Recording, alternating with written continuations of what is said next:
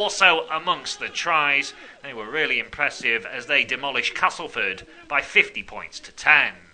Finally, in Rugby Union, there was one match in the Prem on Friday night, and it was a big one, as Bristol Bears won 52-19 away at Newcastle Red Bulls. That result for the Bears has moved them back into the top four of the standings, albeit they are just a point clear of fifth-placed Exeter, having played a game more.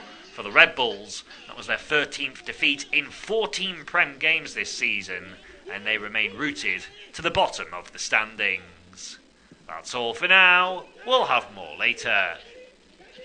Here are your latest sport headlines. I'm Tom McGarry, and we begin with football, as Nottingham Forest have taken a giant step towards securing their Premier League status after claiming a sensational 5-0 victory away at Sunderland on Friday night. A Trey Hume own goal got Forest up and running before Chris Wood, Morgan Gibbs-White and Igor Jesus added 3 more goals in the space of 6 first half minutes. Elliot Anderson then rounded off the scoring in second half stoppage time. The result has moved Forest 8 points clear of the relegation zone. They're on 39 points and no top flight team has been relegated with that total or more since 2011. It also ramps up the pressure on their relegation rivals West Ham and Tottenham.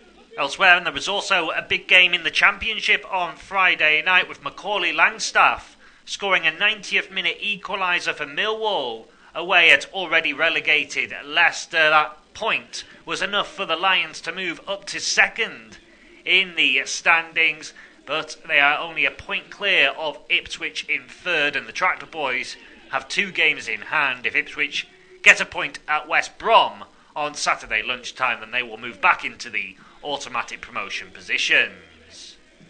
Elsewhere, and in golf, Nelly Corder is in control of the first women's major of the year, the Chevron Championship, at the halfway stage. She fired her second successive round of 65 on Friday to move on to 14 under par, 6 shots clear of nearest rival Patty Tavatanakit. Elsewhere in golf, and English brothers Matt and Alex Fitzpatrick are continuing their fine seasons after they carded the round of the day at the Zurich Classic of New Orleans, which is a pairs event on the PGA Tour. The Fitzpatrick brothers carded a 7 under 65 to move on to 15 under for the tournament, just 1 shot behind leaders American pair Alex Smalley and Hayden Springer.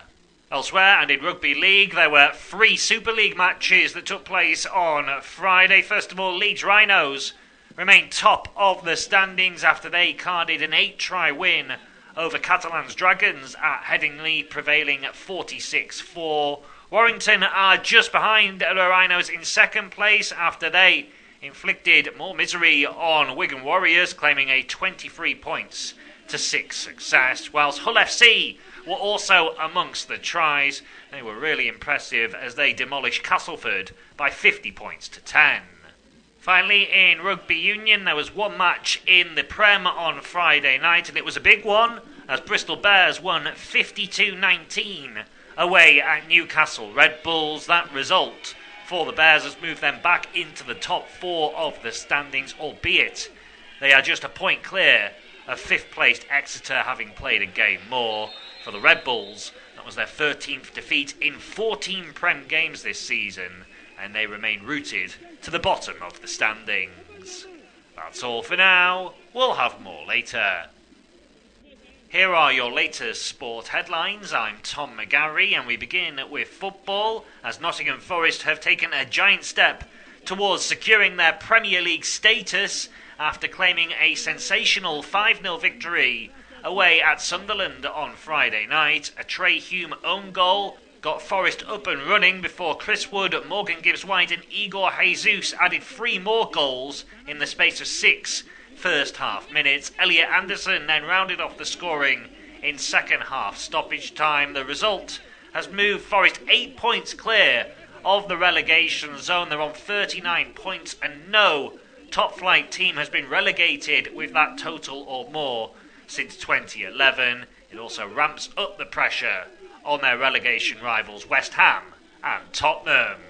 Elsewhere, and there was also a big game in the Championship on Friday night with Macaulay Langstaff scoring a 90th minute equaliser for Millwall away at already relegated Leicester. That point was enough for the Lions to move up to second in the standings, but they are only a point clear of Ipswich in third, and the Tractor Boys have 2 games in hand. If Ipswich get a point at West Brom on Saturday lunchtime, then they will move back into the automatic promotion positions.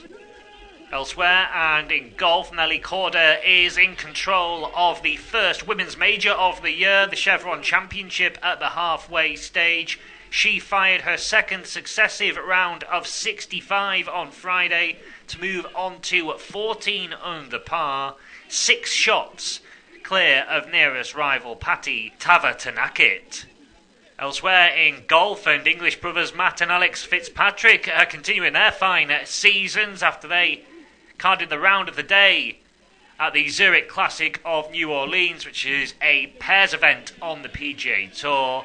Fitzpatrick brothers carded a 7 under 65 to move on to 15 under for the tournament, just 1 shot behind leaders American pair Alex Smalley and Hayden Springer. Elsewhere, and in Rugby League, there were 3 Super League matches that took place on Friday. First of all, Leeds Rhinos remain top of the standings after they carded an 8-try win over Catalan's Dragons at Headingley, prevailing at 46-4. Warrington are just behind the Rhinos in second place after they inflicted more misery on Wigan Warriors, claiming a 23 points to 6 success, whilst Hull FC were also amongst the tries. They were really impressive as they demolished Castleford by 50 points to 10.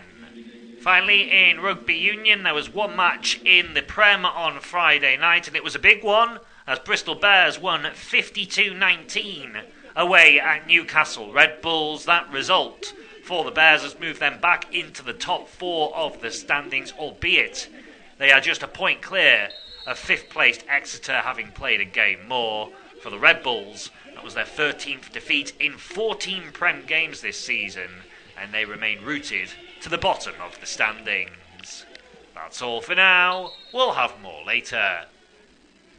Here are your latest sport headlines. I'm Tom McGarry, and we begin with football, as Nottingham Forest have taken a giant step towards securing their Premier League status after claiming a sensational 5-0 victory away at Sunderland on Friday night. A Trey Hume own goal got Forest up and running before Chris Wood, Morgan Gibbs-White and Igor Jesus added 3 more goals in the space of 6 first half minutes. Elliot Anderson then rounded off the scoring in second half stoppage time. The result has moved Forest 8 points clear of the relegation zone. They're on 39 points, and no top flight team has been relegated with that total or more since 2011. It also ramps up the pressure on their relegation rivals West Ham and Tottenham.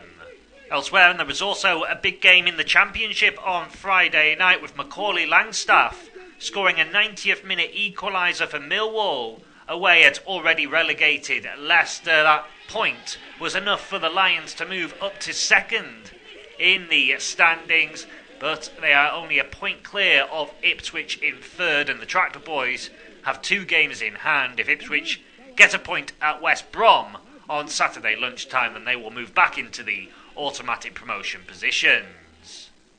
Elsewhere, and in golf, Nelly Corder is in control of the first women's major of the year, the Chevron Championship, at the halfway stage. She fired her second successive round of 65 on Friday to move on to 14 under par, 6 shots clear of nearest rival Patty Tavatanakit.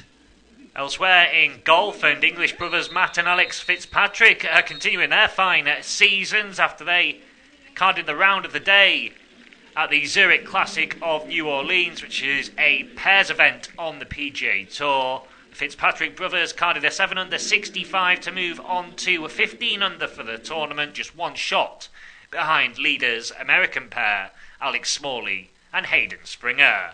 Elsewhere, and in Rugby League, there were 3 Super League matches that took place on Friday. First of all, Leeds Rhinos remain top of the standings after they carded an 8-try win over Catalan's Dragons at Headingley, prevailing at 46-4.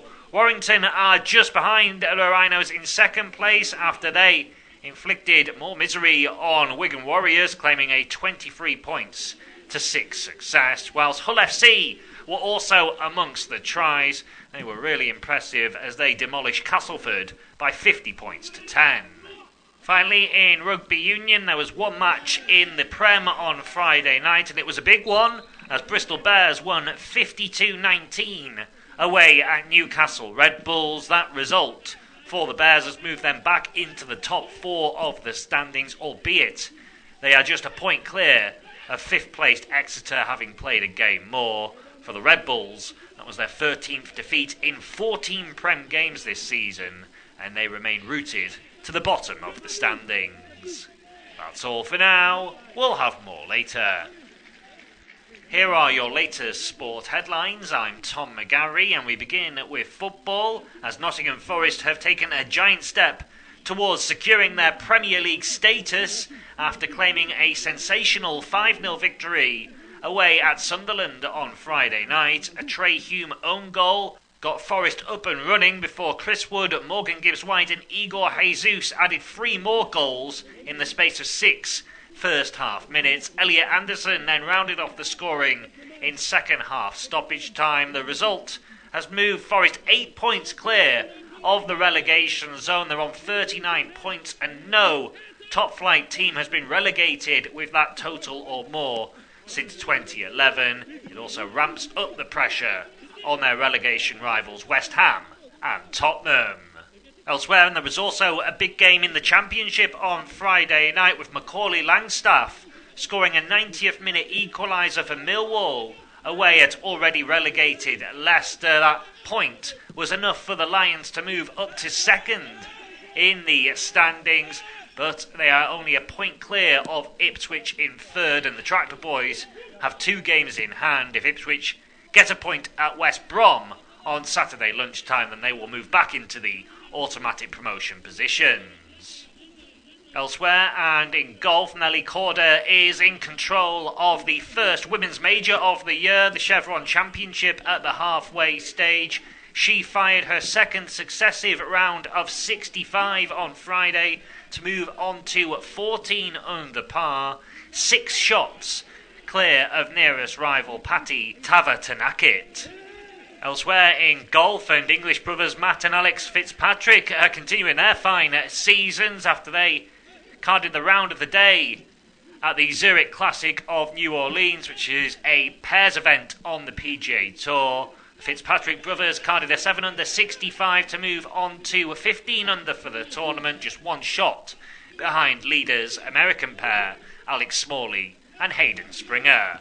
Elsewhere, and in Rugby League, there were 3 Super League matches that took place on Friday. First of all, Leeds Rhinos remain top of the standings after they carded an 8-try win over Catalan's Dragons at Headingley, prevailing at 46-4. Warrington are just behind the Rhinos in second place after they inflicted more misery on Wigan Warriors, claiming a 23 points to 6 success, whilst Hull FC were also amongst the tries. They were really impressive as they demolished Castleford by 50 points to 10.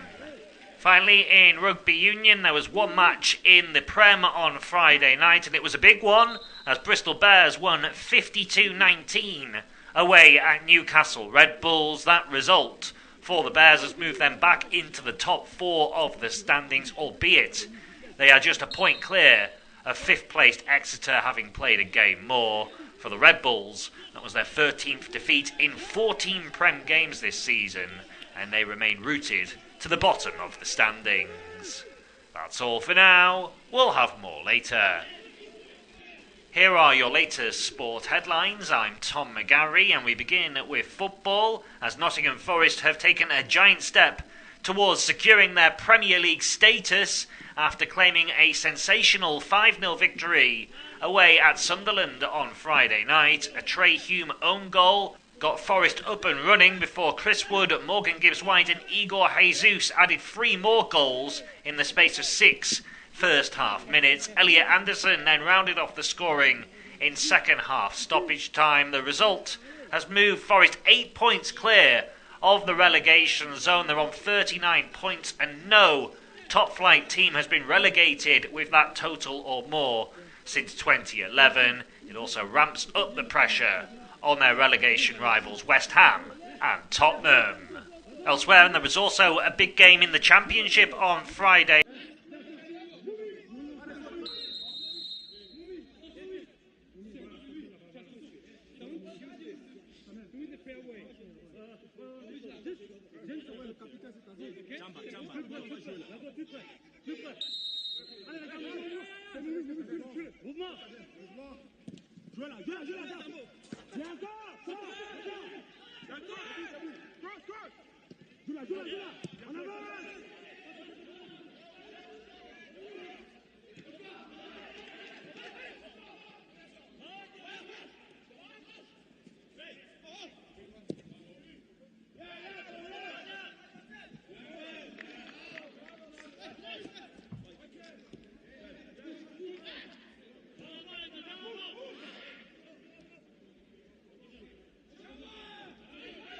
Philogene, Akpom and Hurst. We're underway at 12:30 p.m. between West Brom and Ipswich.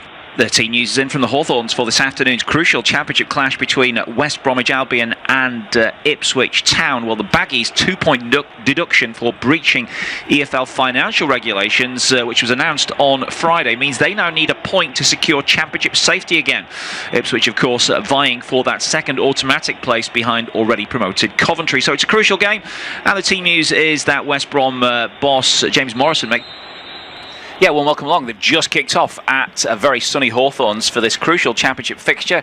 It is Simon Barlow with Josh Makin for this afternoon's game, and we've seen some crackers both in the Premier League and the Championship recently, and this one has all the makings of it, doesn't it, with both teams needing something from the game. Yeah, it's a big game, isn't it? Both ends of the Championship table. Obviously, we think West Brom are pretty much safe, but with the news of that 2-point deduction, they just need a point to confirm it. They've managed to avoid what would have been a disaster of a season in the end.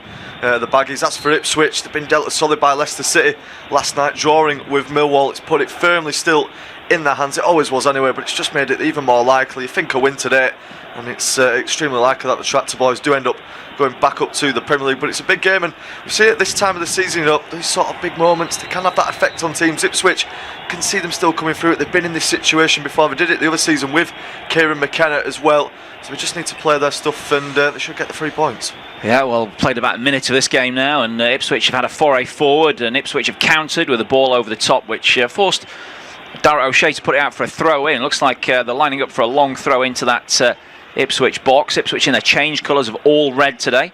As the Baggies throw it in short, Imre gets it back. He's got an overlap on the right-hand side here, looking for a crossing chance. It goes in towards the far post, and it's headed over the bar.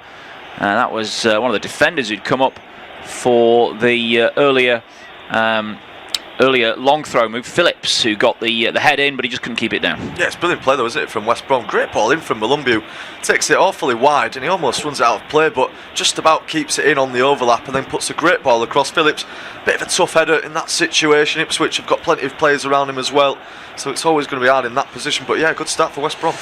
Goal kick taken long here by Walton, as he aims it up towards Ivan Azon, who's backing into Phillips, but the ball goes back to goalkeeper O'Leary, who just about claws that one in before it goes behind for a potential corner, but he has managed to get it in his hands, and he rolls it out now to get West Brom moving forward. Chipped into the channel here for their striker Arne Hegbo. He's back in the team today, the only change from that last match. He's in up front alongside Daryl DK, and they're both lurking in the penalty area now as they come down the right hand side here with Imre and Malumbi into the feet there of Diakite. Back wide to the right for Imre, gets his cross in early, and it's just headed away near post. Really good header that by Kipre, one of 3 ex-West Brom players in the Ipswich back four today, would you believe? So quite a connection between the Ipswich defence and this their former hunting ground. Ball cleared by O'Shea, and it's now with Greaves, the ex-Hull City man. Plays it into the channel, looking for the run here of Clark, but sorted out by Imre, who plays it back to O'Leary. And yes, they go long again from this clearance from the keeper. It's gone over the head of Kipre, but he was being held there by Orne Hegbo, and the referee has penalised the West Brom striker. Yeah, just a little bit too much over the back of his man there, but it's been a good start to the game. Only 3 minutes in and it's been fairly end-to-end so far. Both teams that are wanting to attack. Of course, West Brom, they're playing at home, sort of not playing for anything, but they do need that point. They still look up for it. They still look like they want to put on a good show for their fans. It's been a tough season for them, hasn't it, as well, really. They've always had that points deduction looming over their heads as well, so a good performance today will definitely help them out. Yeah, it's been a season of upheaval, I think you'd say. It's at the Hawthorns with managerial changes and even changes, I think, in the directors and the executive board who makes the decisions. You know, some previous regime have carried the can for some poor signings, and yeah, I mean, some of the poor signings are still at the club and haven't worked out, and they're still trying to probably get them off the books, to be honest. Diakite, based in the midfield, plays it forward. It comes back to Clark off the hands of Matasiwa, so the referee's given that as a free kick to West Brom. Just about 10 yards outside the penalty area. Going with a bit of a press there, Ipswich, to try and pen West Brom in. A bit of conjecture about what sort of formation Town would be lining up in today, whether it'll be a back three or a back four. It looks like it is a back four with Greaves as the left back. He's played there a couple of times previously this season. O'Shea gets in with a challenge and knocks it forward into midfield. Laid back now to Matasiwa. He finds his goalkeeper, forces Walton a little bit wide of his 6-yard box, but now he clears left-footed up in the direction of Greaves. He flicks it on, but doesn't quite get the connection he wanted to, and it goes out for a throw-in in front of Kieran McKenna. Walton had a good game last time I saw him in that 2-2 draw, home draw with Middlesbrough. They battled back for a point, courtesy of a late penalty, controversial penalty awarded for a pull, and it was converted by Clark for a vital point. Since then they've got away from home, come from behind to beat Charlton, so it's 4 wins in the last 6 now for Ipswich Town. As the ball's played forward by Furlong, but picked up nicely by Styles, who brings it clear. Hungarian international plays it in field, and now it's back at the feet of Campbell. He knocks it forward. Again, Hegbo back to goal, trying to set something up here, and a foul on Mowat by Taylor wins West Brom a free kick. So both teams trying to get the ball forward early, aren't they? You can see that they're trying to get behind each other's defence. James Morrison, very experienced championship player, wasn't he? He played Premier League as well during his time with West Brom and other clubs. He knows the division, he knows his players as well, doesn't he? And he's starting to get a tune out of them. Yeah, he certainly is. I mean, it's just sort of back to basics as well, isn't it, for West Brom? I think when they got Eric Ramsey in, it was maybe trying to instill some sort of philosophy and bring some new ideas across. It wasn't the right man at the right time, I don't think, and he looked out of his depth. Morrison has come in and he's absolutely saved them with the form that they've been on. They've won the last 7 games, drawing 3 as well. It's as many as their previous 27 before that. So it's been some turnaround in form for West Brom, and it's why they're likely going to be staying in the division and looking to build on next season. Yeah, as Ipswich now get the ball from deep, and brought forward here by Jack Clark. Jack Clark dribbling to the edge of the penalty. Into the box he goes, trying to slip it through to Mehmeti, but it was cleared by the Baggies' defence up towards Egbo's fallen over as he tried to turn there. He claiming a free kick, the referee not interested, and he's waving his arms around there, desperate for a decision which isn't coming his way. Ipswich take over, have the ball on the right with Furlong. He played hundreds of games during his career at West Brom. Darnell Furlong, real stalwart for the team. Now O'Shea, drift to pass out towards the left for Greaves, who takes it well on his chest, tries to get an early ball in towards the far post, and that was a great ball. It deserved to be finished off, and they still have a chance here because at the back post it was kept in, but only to the benefit of O'Leary, who picks it up. Yeah, I mean, that's a really good ball, isn't it, from Jacob Greaves, playing out on the left side today. And yeah, it's a really good ball across the face of goal. It's Azon, isn't it? He needs to be making that darting run towards the near post. He's just a little bit too far back to get on the end of it. And yeah, good chance for Ipswich. Great play from Greaves, who has played at left back a few times for them. Never really thought he was that great attacking, but absolutely brilliant from him there. They come forward again here. Ipswich starting to get a bit of a rhythm going, a bit of momentum in the match. It's played back though into the feet of O'Shea. Now Taylor gets it out to the left-hand side. Kipre feeds it out to Clark. Clark's looking for the run here of Greaves, underlapping run, another great cross from Greaves towards the near post, and again you've got to be asking questions of the centre forward for not attacking that. Azon was a bit on his heels there. Yeah, it's the same sort of situation again, isn't it there? Greaves with a really similar ball to the one that he's just played is getting some joy early doors down that left hand side, and definitely deserves more for the 2 crosses he's put in so far. Azon just not further forward enough in the box at the moment, and Ipswich could have easily had a lead. Well, with Leif Davis being out injured, he kind of worried about what Ipswich would do down the left-hand side today, but they've certainly found a solution by the look of things in Jacob Greaves, who's playing like he's been playing a left-back all his life.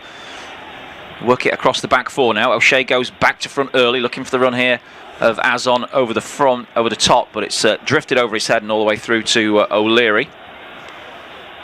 Still goalless then inside the first 10 minutes at the Hawthorn. Some of the fans applauding in the background as O'Leary takes his time with the clearance.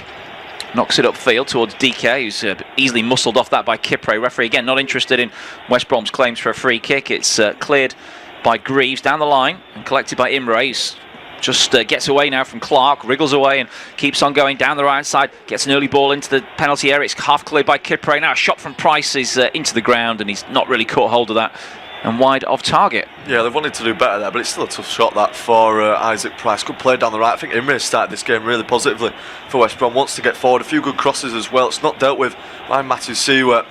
Price, you can see that, just chests it down. He's always sort of leaning back on it. Not the easiest of opportunities for him in the end, and doesn't quite get it right. I think he is a top scorer, isn't he, for West Brom this season, Price? He's certainly started the campaign well, and then obviously during that terrible period under mainly Ramsey's stewardship, they were losing games left, right and centre, and obviously the amount of goals and assists he was getting was going down, but he's still, I think overall you'd say he's had a positive season. Might be in line for the Player of the Year award, Club Player of the Year award, that is. Yeah, he certainly will. He's a good young talent, isn't he, as well, Isaac Price. If West Brom are going to start going anyway and start making moves in the Championship, I think the team is probably going to have to be built around Isaac Price and players like that as Ipswich come down the right side. Yeah, ball into the box is a pretty poor one actually. It's cleared by Mo. It's up towards DK, who tries to hold off Kipre. Again, Kipre just knocks him over, and he looks at the referee, but he's not interested in giving that free kick.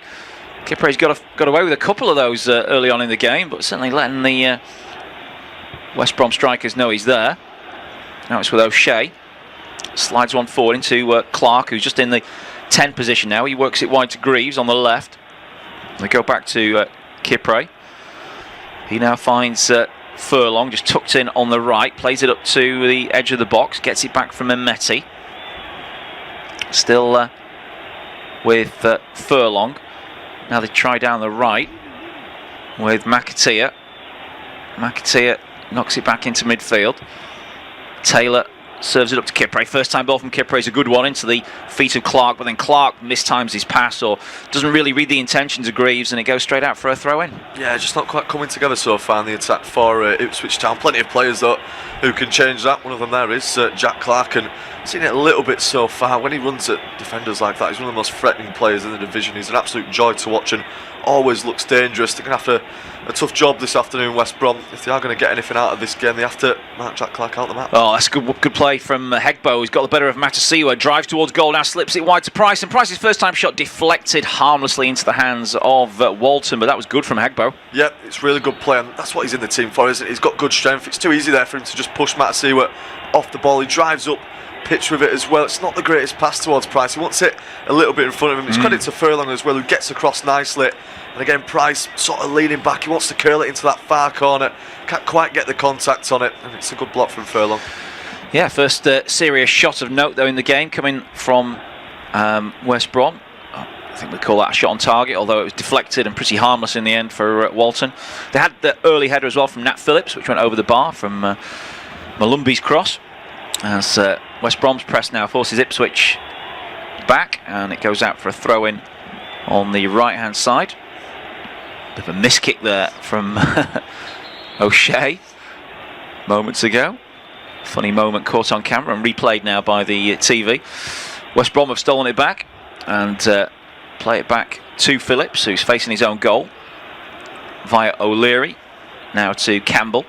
Campbell taking a bit of a risk, but does well, gets past the first wave of Ipswich players, then he gives it away, and the ref says play on. He's out of position now. Can Ipswich spring the trap as the ball's played up towards Azon, but he can't control it. It's cleared away by the goalkeeper. O'Leary out for a throw. Yeah, again, just good there with the presser. Ipswich again got good attacking players that will put O'Leary under some pressure. He's been forced to just side it out there for a throw, and it's fairly high up the pitch as well. I'm not sure if Furlong's going to want to go straight into the box and take it long as he moves the mark out of the way. Yeah, long throw in. Some supporters have turned up in what appear to be fancy dress today as scouts. Got the binoculars out, I'm not sure what's going on there. Long throw in from Furlong into the edge of the 6-yard box, headed clear by DK. It's gone back to whence it came, and it's pumped back in. It's just gone out before Furlong could complete that action. Now the cameras have picked out the scouts again. They've got full sort of khaki outfits and neckerchiefs on, and binoculars around the necks. Yeah, it's a good bit of sort of end of season patter, isn't it, there from the West Brom supporters, getting some good airtime as well. I'm sure Daniel Furlong might be a bit distracted by them. Yeah, I mean, is it last home game of the season for West Brom today? Sometimes, fans do have that sort of tradition, don't they, of going in fancy dress for the last home game of the campaign. You'd think they'd have at least one more after this, though. I don't think we're right. I think so. I'm just trying to see it as well at the moment. I mean, it's not quite... Might be. Not really sure. I can't really get it up on our system. It's not working for us, but... Maybe somebody's stagged there or something like that. Good weather still for it as well, isn't it? Yeah. Long ball forward from West Brom, trying to pick out the right-sided run from Imre, but Greaves tracked him well and got there first, nodded it back to Walton.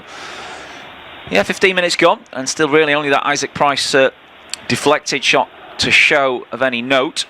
Nothing from Ipswich, although they have looked good. A couple of good crosses down the left from Greaves. That's probably all they've got to show for it. As Clark now gets in a tangle with Mowat and loses the ball. It's won back by Diakite. He finds Imre. Imre twisting and turning, goes back to Diakite. Now Malumbi, who drops into the right back position just momentarily, just to fill in. Now they'll spread it across the left-hand side. That's a loose ball from Campbell, seized upon by Furlong. However, the ball's gone out of play for a throw-in. Yeah, good alert play though, isn't it, from Furlong, who's sort of growing into this game quite nicely as it goes along. Them opting to go more down that right side, and when you've got a player like Furlong who can get forward as a full-back, always going to have some joy. Yeah, not seen many better right-backs than Donald Furlong in the Championship this season. Good going forward and certainly doing his primary job of defending, as now it's won back well by Mehmeti in midfield. Played up towards Azon by Clark, and it's again disrupted by the West Brom defence, and Imre trying to bring it away. He's just been forced backwards there by Azon, who is again trying to press the West Brom central defenders. Mowat is between the two centre-backs, and he plays it out to Campbell. Wide here to the left-hand side. Styles takes it well and feeds it into the path of Hegbo. He knocks it back into midfield. Diakite's got 10 yards of space. Keeps them moving forward via Phillips out to Imre. Ipswich is backing off now, filling in the midfield spaces as West Brom come out to the left again. Campbell advances forward, then passes behind Styles. It was only a 5-yard pass, but got it all wrong, unfortunately. Gives it away for a throw into Ipswich. Yeah, game just sort of keeps being broken up at the moment, doesn't it? And that's not going to help West Brom going forward like that. You've got to at least get those basics right that we were talking about. It's an easy pass that you should make round the corner and just puts it out of play. Can't get any momentum going when you're doing stuff like that. And Furlong now with the throw-in. Yeah, he goes long down the line. It's headed away by Campbell. And it goes out for another throw, does it? Yeah, the referee has given that as a throw. Although Mowat tried to keep it in play with a volleyed clearance.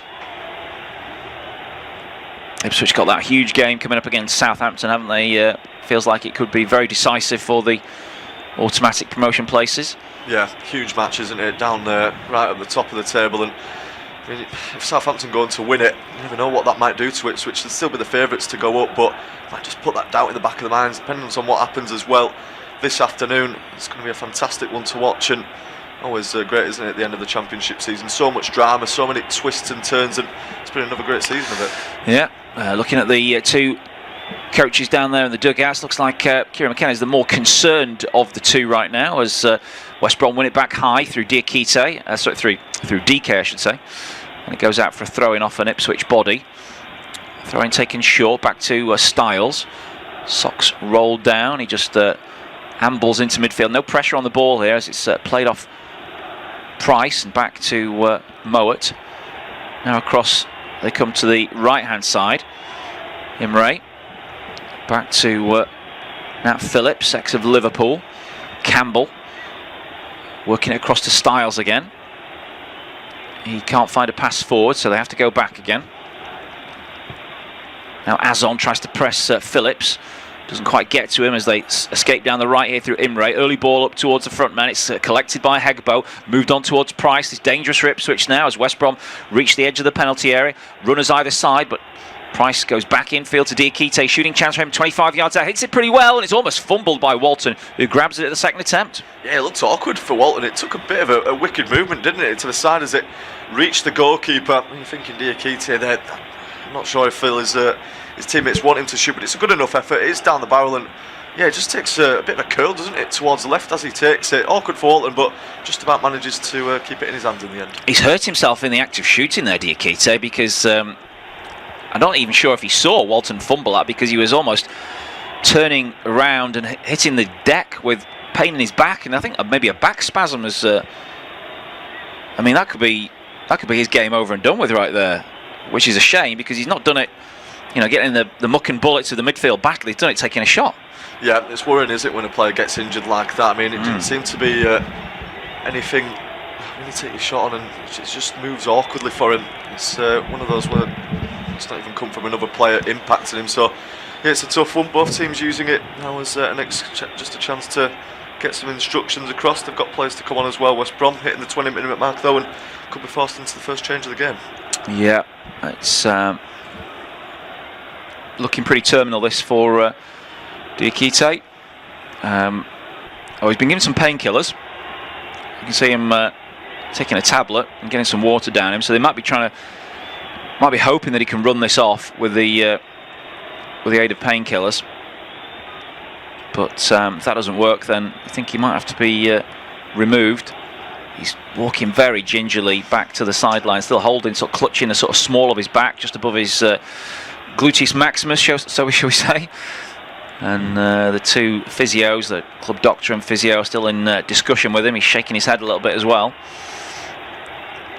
So we don't know if he's going to be able to carry on. But they obviously haven't got a sub ready to come on just yet, so he might have to just try and stay on the field for a few minutes whilst the sub warms up. Yeah, I think they might just try and give him the chance to run it off and see how it goes from there. If it emerges and it's made obvious that he can't carry on, then he will be brought off in the end. But yeah, it's a tough one for Diakite. I haven't seen too much from him so far in this game up until having that shot. He'd finally been given something to do in the game. Just like that, he gets injured. Well, he's still waiting for the referee to let him back onto the field as the ball's played in behind the West Brom defence for Azon, who tries to burst between the two centre-backs, well covered by Campbell behind Phillips, and then Imre goes into a challenge and gets a throw-in down deep in West Brom territory. So this should be the chance then for Diakite to come back on. Brilliant from Greaves, isn't it? That again, the left-footed crosses that he's putting in, this one's a lot deeper, and he's just managed to put it right in front of the defence, almost for Azon to run onto the end of. They just about recover from it in the end, West Brom, and they get a throw-in as well as a result of it. But yeah, Greaves looking really dangerous down the left. Yeah, it's almost like watching Dan Burn play left back, isn't it? A player who's been known to be a centre back all his career, but then they go into that position. And he can play this as well.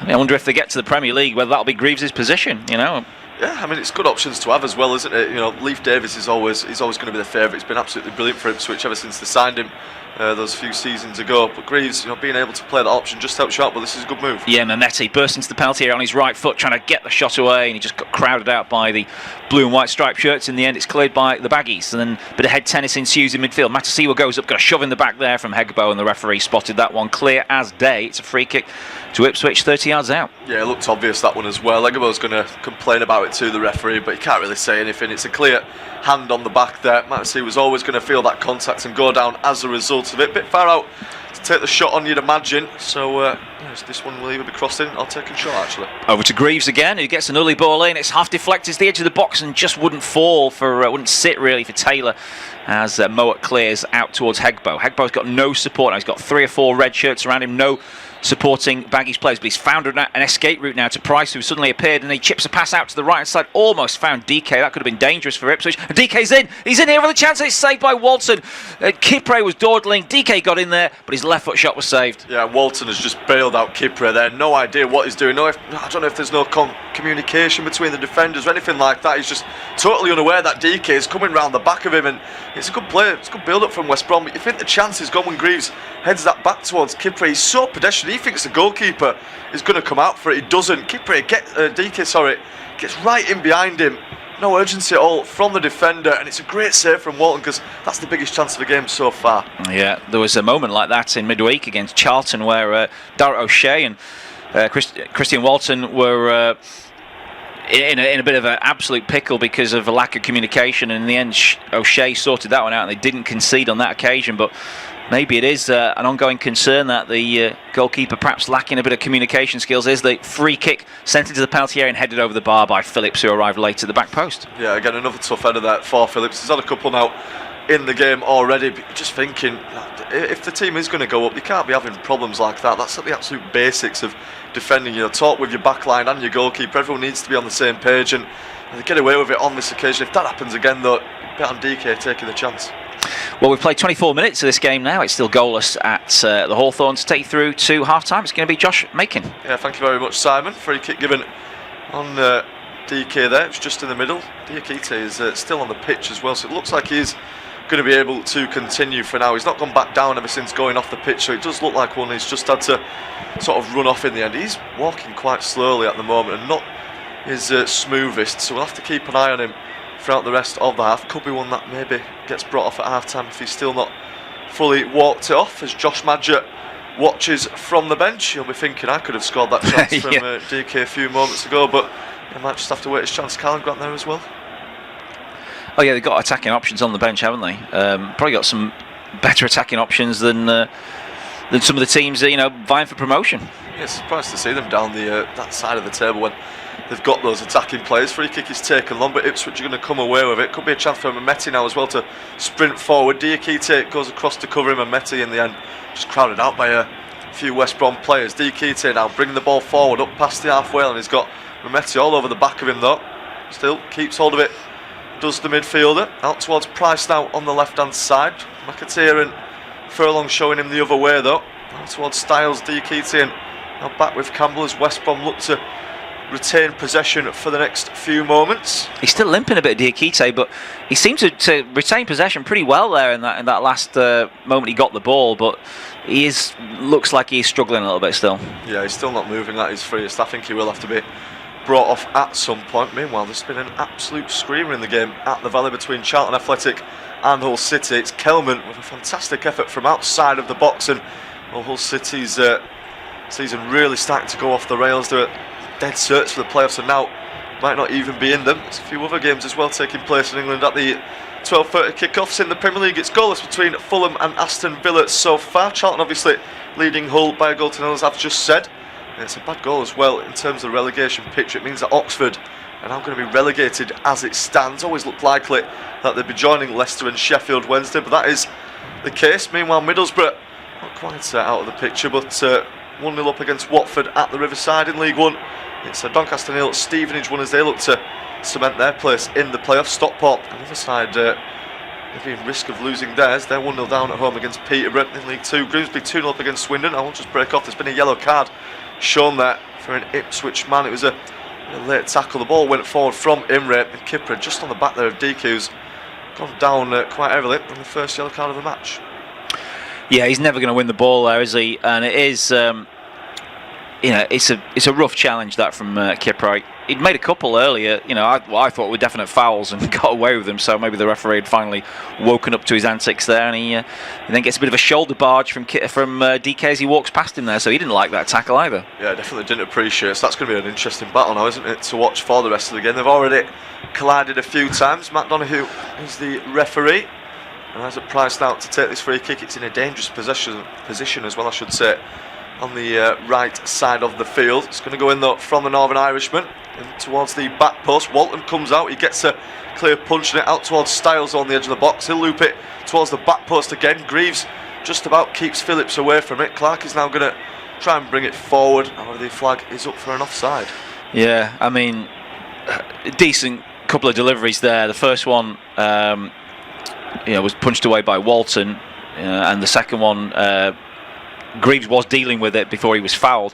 You just think with this back four, they've got a lot of height there, Ipswich. They're not going to get caught out too many times. Yeah, here's Ayers on those, just got round the back. It's a fantastic ball again down the channel. Not sure who it was over on that far side. Might have been Mehmeti who played it forward. Hasn't just got himself in front of the defender. Angle always against him, and couldn't quite get it on target. I'll bring Simon in just a moment as Ipswich are attacking still. It's now with Clark on the touchline, looking to have a run at Imre. Still going is Clark, but shown the other way in the end and out for a throw-in.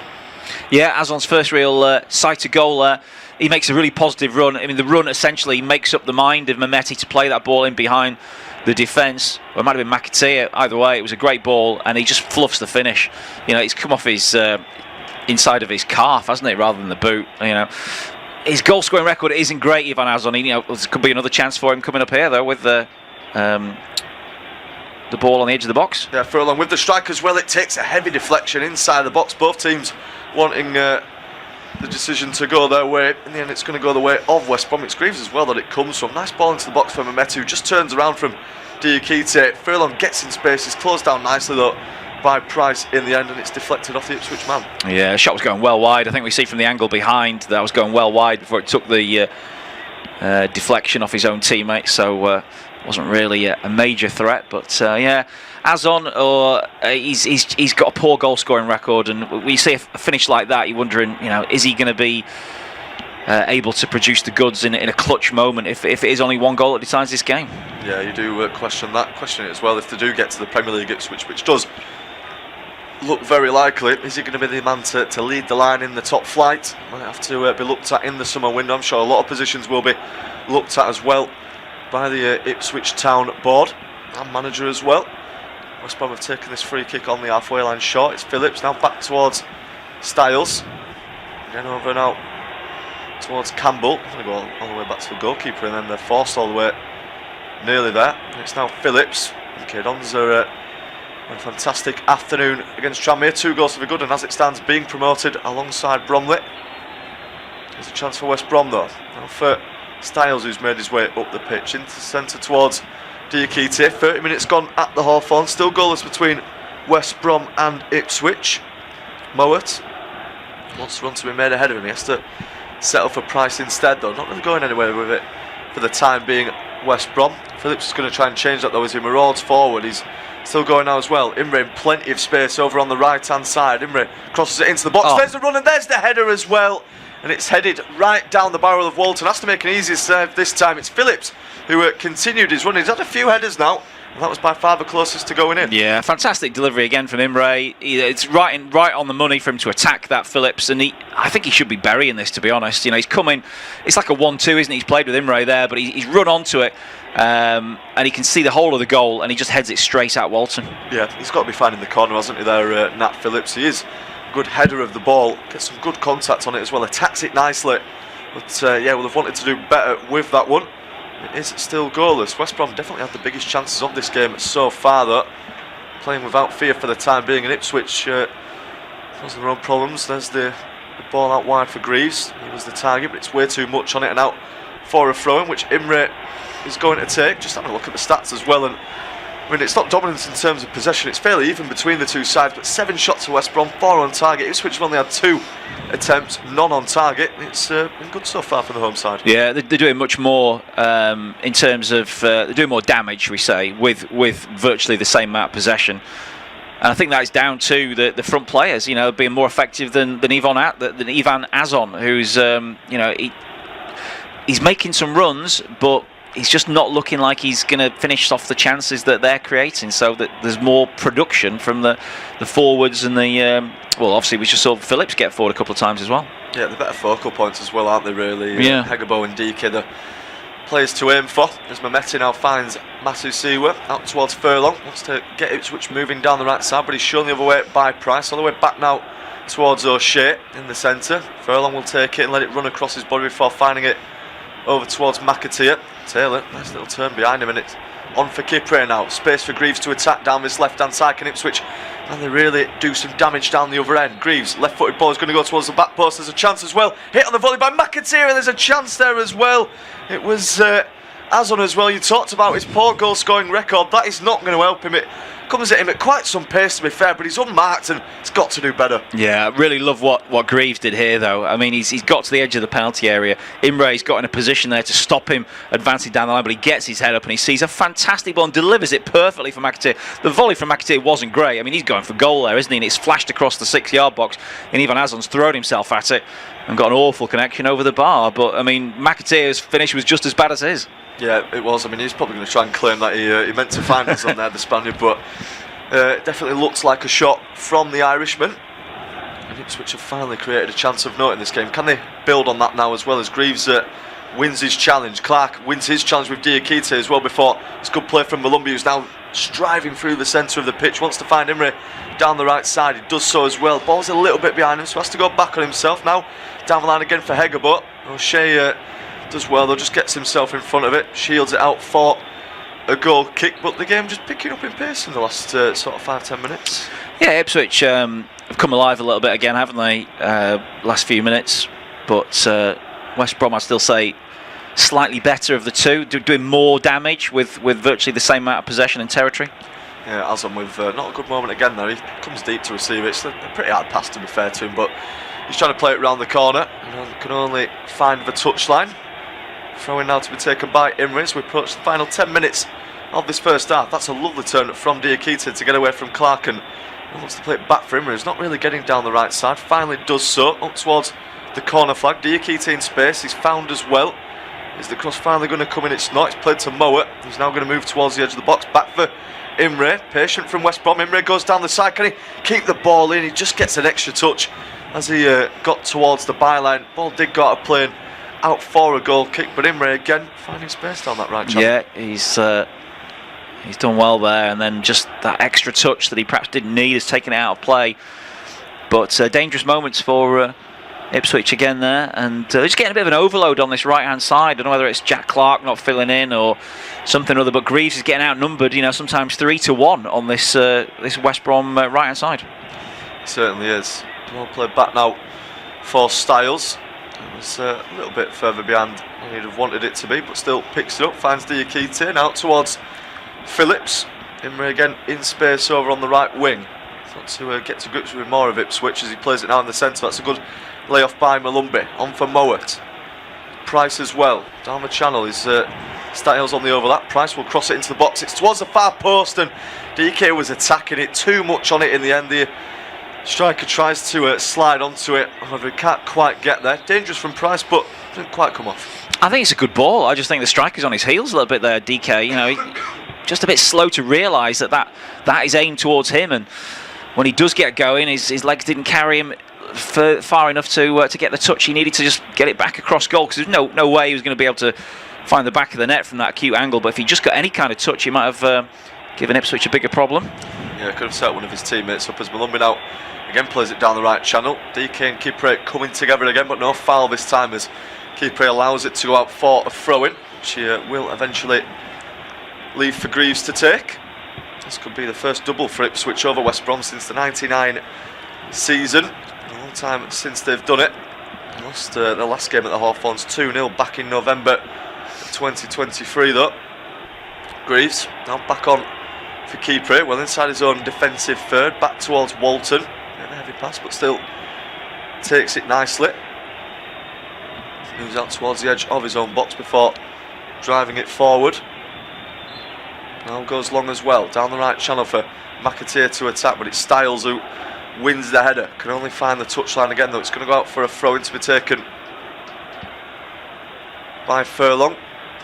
Back towards Taylor as West Brom to set in, just defend this attack. Kipre now bringing it forward slowly. Still no other goals in the other championship games since I last updated you. Still 1-0 between Charlton and Hull, and Middlesbrough and Watford as well. As it goes forward, it might be a bit too heavy in the end. Mehmeti is almost sent into the ball there. Max O'Leary gathers it in his hands. It was a nice ball forward from Taylor. Good idea. O'Leary's gone quick this time with the kick out. Headed up in the air though by O'Shea. It's going to fall nicely for Mowat.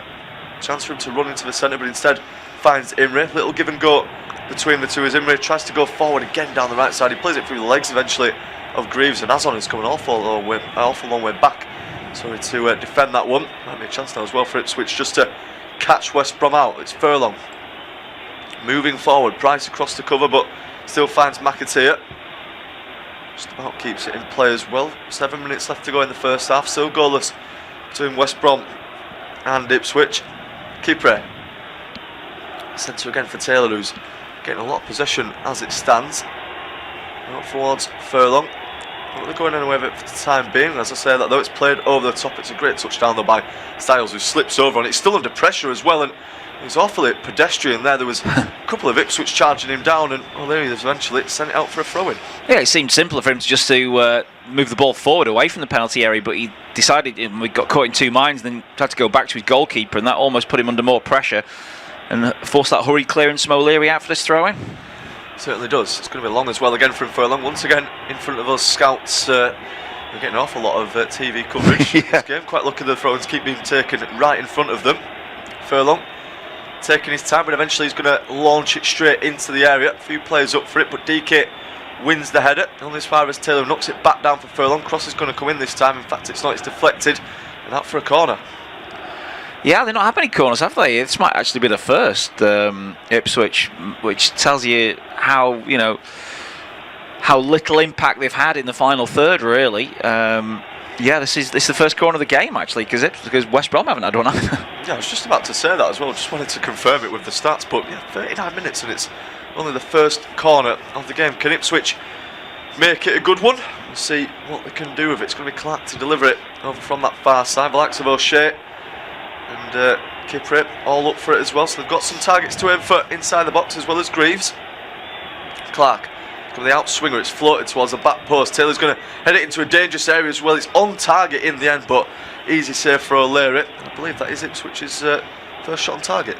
Yeah, it wasn't really much of a problem, was it, at all for O'Leary? Loopy header from Taylor. You can see what they were trying to do. It was a driven cross to the back post. They maybe picked out an area where they thought West Brom wouldn't be able to cover that header and then just head it back across goal, but he's headed it too close to the keeper, and it's turned into more of a sort of a looping shot than a header back across. Yeah, no one really charging him down there as well. No one following it in for Ipswich. Styles has taken the phone quickly towards Price, knocks it down now for Mowat. He's trying to run through a number of Ipswich players. In the end, he's committed the foul on Mehmeti. I'm not happy with it as the West Brom captain has a word with the referee. It was Matt Donoghue for this afternoon. Mowat is still having a go at him, really. He's not going to get his decision though. It's already being made into the final 5 minutes of this first half at the Hawthorn. Still goalless. Both sides have had some decent opportunities though. Taking it on the ground this time, the free kick. That's a poor ball from Clark, and it could be snuffed out. Eggerbott trying to knock it round Taylor. He's tackled, but still picked up by Price. Under pressure from Mehmeti. Mowat, nice pass through lines. Good turn as well from Eggerbott. Still going forward. Imre up towards the edge of the box now. Imre takes the shot. It's deflected back towards Eggerbott. Ipswich still haven't got it clear. Eggerbott left-footed strike, and he can't find the bottom left corner. Decent chance for the Norwegian, who just kept persevering with the attack. Doesn't quite get his reward in the end though. Yeah, he'll be disappointed not to hit the target there, but again, this move all develops from Jack Clark losing the ball. He's looked completely lost in this game, both helping out Greaves defensively where he's been absent, and then just doing nothing in terms of attack, and he just loses the ball in such a bad area there. And a couple of passes later, Hegbo's threaded it out, gets it back again, and I think he just rushes his shot in the end on his left foot with his swinger, and it goes wide. Yeah, just causing their own problems, weren't they, that Ipswich town. Matt Seawer as well was guilty of it. He's tried some sort of flick in the box and it's gone straight to Eggerbott. A lot of bodies in the way of him. If he does get it on target, it's maybe blocked by one of them, but I don't think the goalkeeper would have been getting down for it. As Mowat plays it over the top, West Brom sensing the chance to go in front in the next few moments. There's a push in the back there, maybe from Price, but it's not given, and clearance only as far as Diakite. Now Mowat brings it down. Good play again from West Brom, who are still looking the better side. Floated in now by Price towards the back post. Imre knocks it down nicely from a Lumbit. Edge of the box, still has turn space. Mowat, give and go, left footed strike to the bottom corner. It's beaten away this time by Walton. Price, I think, is going to try and keep that in. In fact, he's not. He's going to let it go out for a throw-in. Taken quickly as well. Styles now moves towards the centre. The forced back towards Campbell, though. Attack still potentially on for West Brom. Campbell now back towards Diakite. West Brom just opting for possession for the time being. Not really going anywhere at the moment, despite some good interplay. Price now on for Mowat again. It's patient build-up from the Baggies. Attack just about to peter out, though. But again, Walton forced into action. Yeah, there can be no doubt which team has been the better in this first half now. The last couple of chances they've had, the Hegbo one wide and that one where Mowat's worked it really well on the edge of the box, and real quality there, and it was denied by Walton. Yeah, here come Ipswich up the other end, though. It's Azon now who's moving forward. Run being made by Greaves, but he's found McAteer instead. Now on for Mehmeti. Not many options in front of him as he tries to wait for some sort of reinforcement. Still going down the right channel before he tries to put a hopeful ball into the box. It should be cleared by Mowat. Instead goes short towards Styles, and now for Price down the left side. Can West Brom break out of their own defensive third? Hegebo's come all the way back to try and help them do so. It's Campbell. Floats it across now for Malumbi. Under pressure from Greaves. 5 shots on target in this first half for West Brom. 10 shots in total. They really should have taken the lead in this one. Plenty for Kieran McKenna to think about at the half-time break. Ipswich by far second best, as Simon just mentioned. Campbell, nice touch to take him away from McAteer. Plays it on now for Styles. It's the run ahead of him, but Isaac Price is a little bit more central than he'd like. It's back towards Campbell and eventually in the centre with Malumbi. Goes long, crossfield ball over towards Imre. It's taken down nicely as well. Imre just attacking.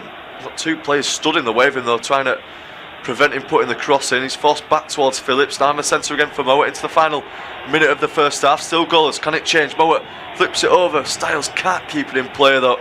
It's going to go out for a goal kick.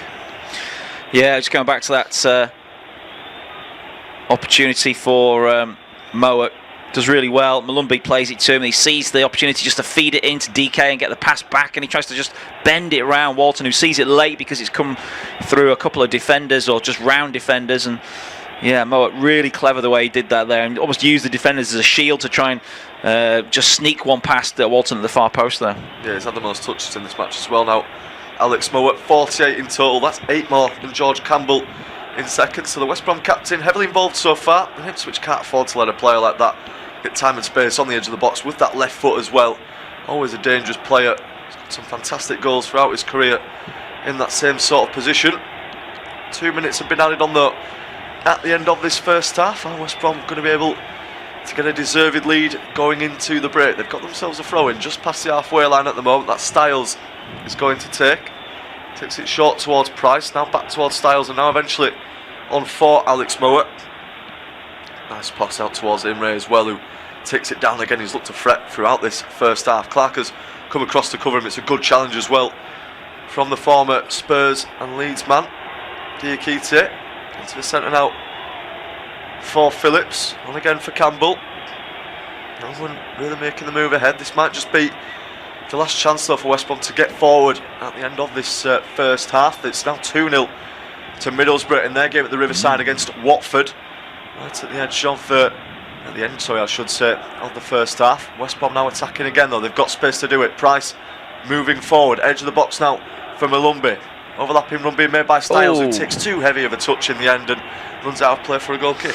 Yeah, it was clever. It was a really positive run from Styles, and he just needed that pass to be absolutely perfect for him. Malumbi's trying to drag it back through his legs to flick it to him with a blind pass, and that's very hard to get absolutely right with the pace that Styles was running at. Maybe a slight sort of unnecessary for him to try and do that back flick. He just needs to just pass it normally and then give Styles a better chance of getting the crossing. Yeah, just maybe overplaying it a little bit. I mentioned Middlesbrough had gone 2-0 up. It's Strelic who's doubled the lead there for the Teessiders. There's also been a goal in the game in the Premier League between Fulham and Aston Villa. The home side have taken the lead in that one. It's Sessegnon who's put Fulham 1-0 up in that game. Actually scored a goal against Aston Villa in the playoff final all those seasons ago. He's done it again against the Villains. A foul committed there by Furlong on Hegebo. Have West Brom got time to take this free kick? We've already passed now the 2 minutes that were added on at the end of the first half. They might just have to get this one straight into the box, and then that will be it for the first 45 minutes. It's been an entertaining half despite the fact we've had no goals so far. And that change right at the end. Ipswich been quite a high line as well from this free kick, but it is going to be Mowat to send it straight into the box.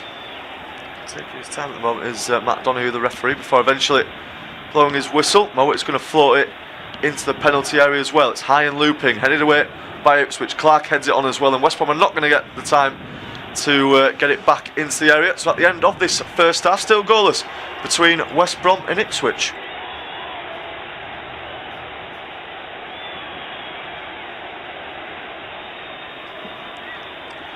Half-time at the Hawthorns, where it's West Brom 0, Ipswich Town 0, but the Baggies very much on top in that first 45 minutes. They've tested Christian Walton on 5 separate occasions. Phillips with a good header straight at him. Diakite with a long-range effort that warmed his fingers. DK, after a bit of dawdling from Kipre, was saved by the keeper's legs. And then right on the stroke of half-time, Alex Mowat, possibly the best opportunity to try to curl one round to the far post. And again, saved nothing much from Ipswich in response to half-time. It's 0-0.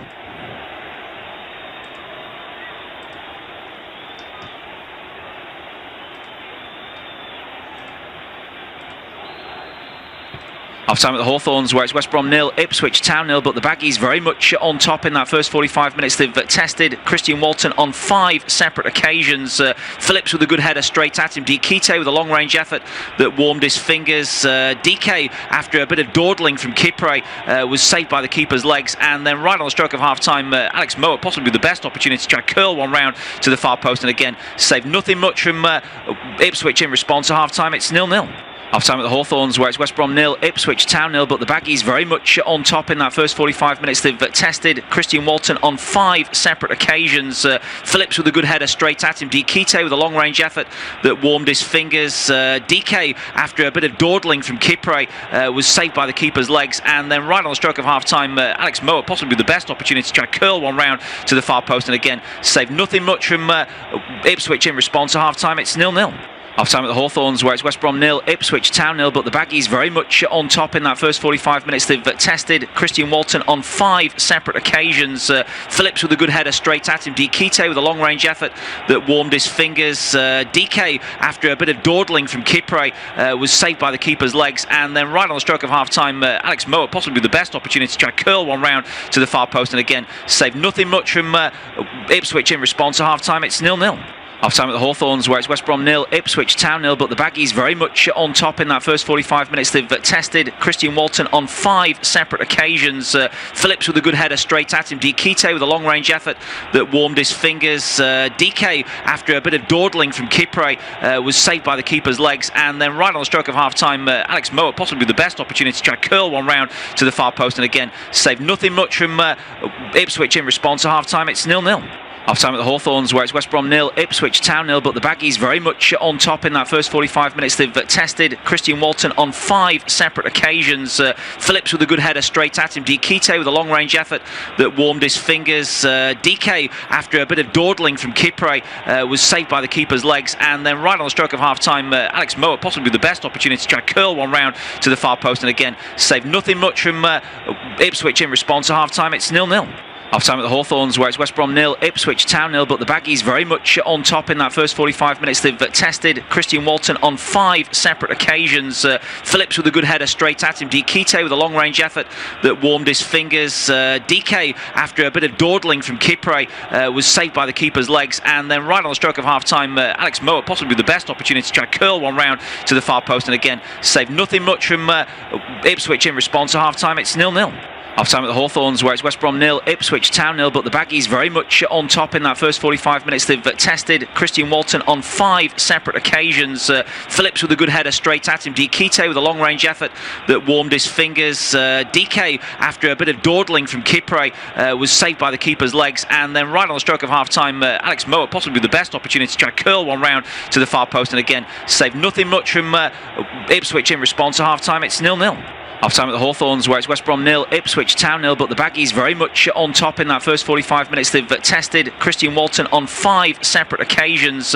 Phillips with a good header straight at him. Dikite with a long range effort that warmed his fingers. DK, after a bit of dawdling from Kipre, was saved by the keeper's legs. And then right on the stroke of half time, Alex Moa, possibly the best opportunity to try to curl one round to the far post, and again saved nothing much from Ipswich in response. To half time, it's 0-0. Half time at the Hawthorns, where it's West Brom 0, Ipswich Town 0, but the Baggies very much on top in that first 45 minutes. They've tested Christian Walton on 5 separate occasions. Phillips with a good header straight at him. Dikite with a long range effort that warmed his fingers. DK, after a bit of dawdling from Kipre, was saved by the keeper's legs. And then right on the stroke of half time, Alex Moa, possibly the best opportunity to try to curl one round to the far post, and again saved nothing much from Ipswich in response. To half time, it's 0-0. Half time at the Hawthorns, where it's West Brom 0, Ipswich Town 0, but the Baggies very much on top in that first 45 minutes. They've tested Christian Walton on 5 separate occasions. Phillips with a good header straight at him. Dikite with a long range effort that warmed his fingers. DK, after a bit of dawdling from Kipre, was saved by the keeper's legs. And then right on the stroke of half time, Alex Moa, possibly the best opportunity to try to curl one round to the far post, and again saved nothing much from Ipswich in response. To half time, it's 0-0. Half time at the Hawthorns, where it's West Brom 0, Ipswich Town 0, but the Baggies very much on top in that first 45 minutes. They've tested Christian Walton on 5 separate occasions. Phillips with a good header straight at him. Dikite with a long range effort that warmed his fingers. DK, after a bit of dawdling from Kipre, was saved by the keeper's legs. And then right on the stroke of half time, Alex Moa, possibly the best opportunity to try to curl one round to the far post, and again saved nothing much from Ipswich in response. To half time, it's 0-0. Half time at the Hawthorns, where it's West Brom 0, Ipswich Town 0, but the Baggies very much on top in that first 45 minutes. They've tested Christian Walton on 5 separate occasions.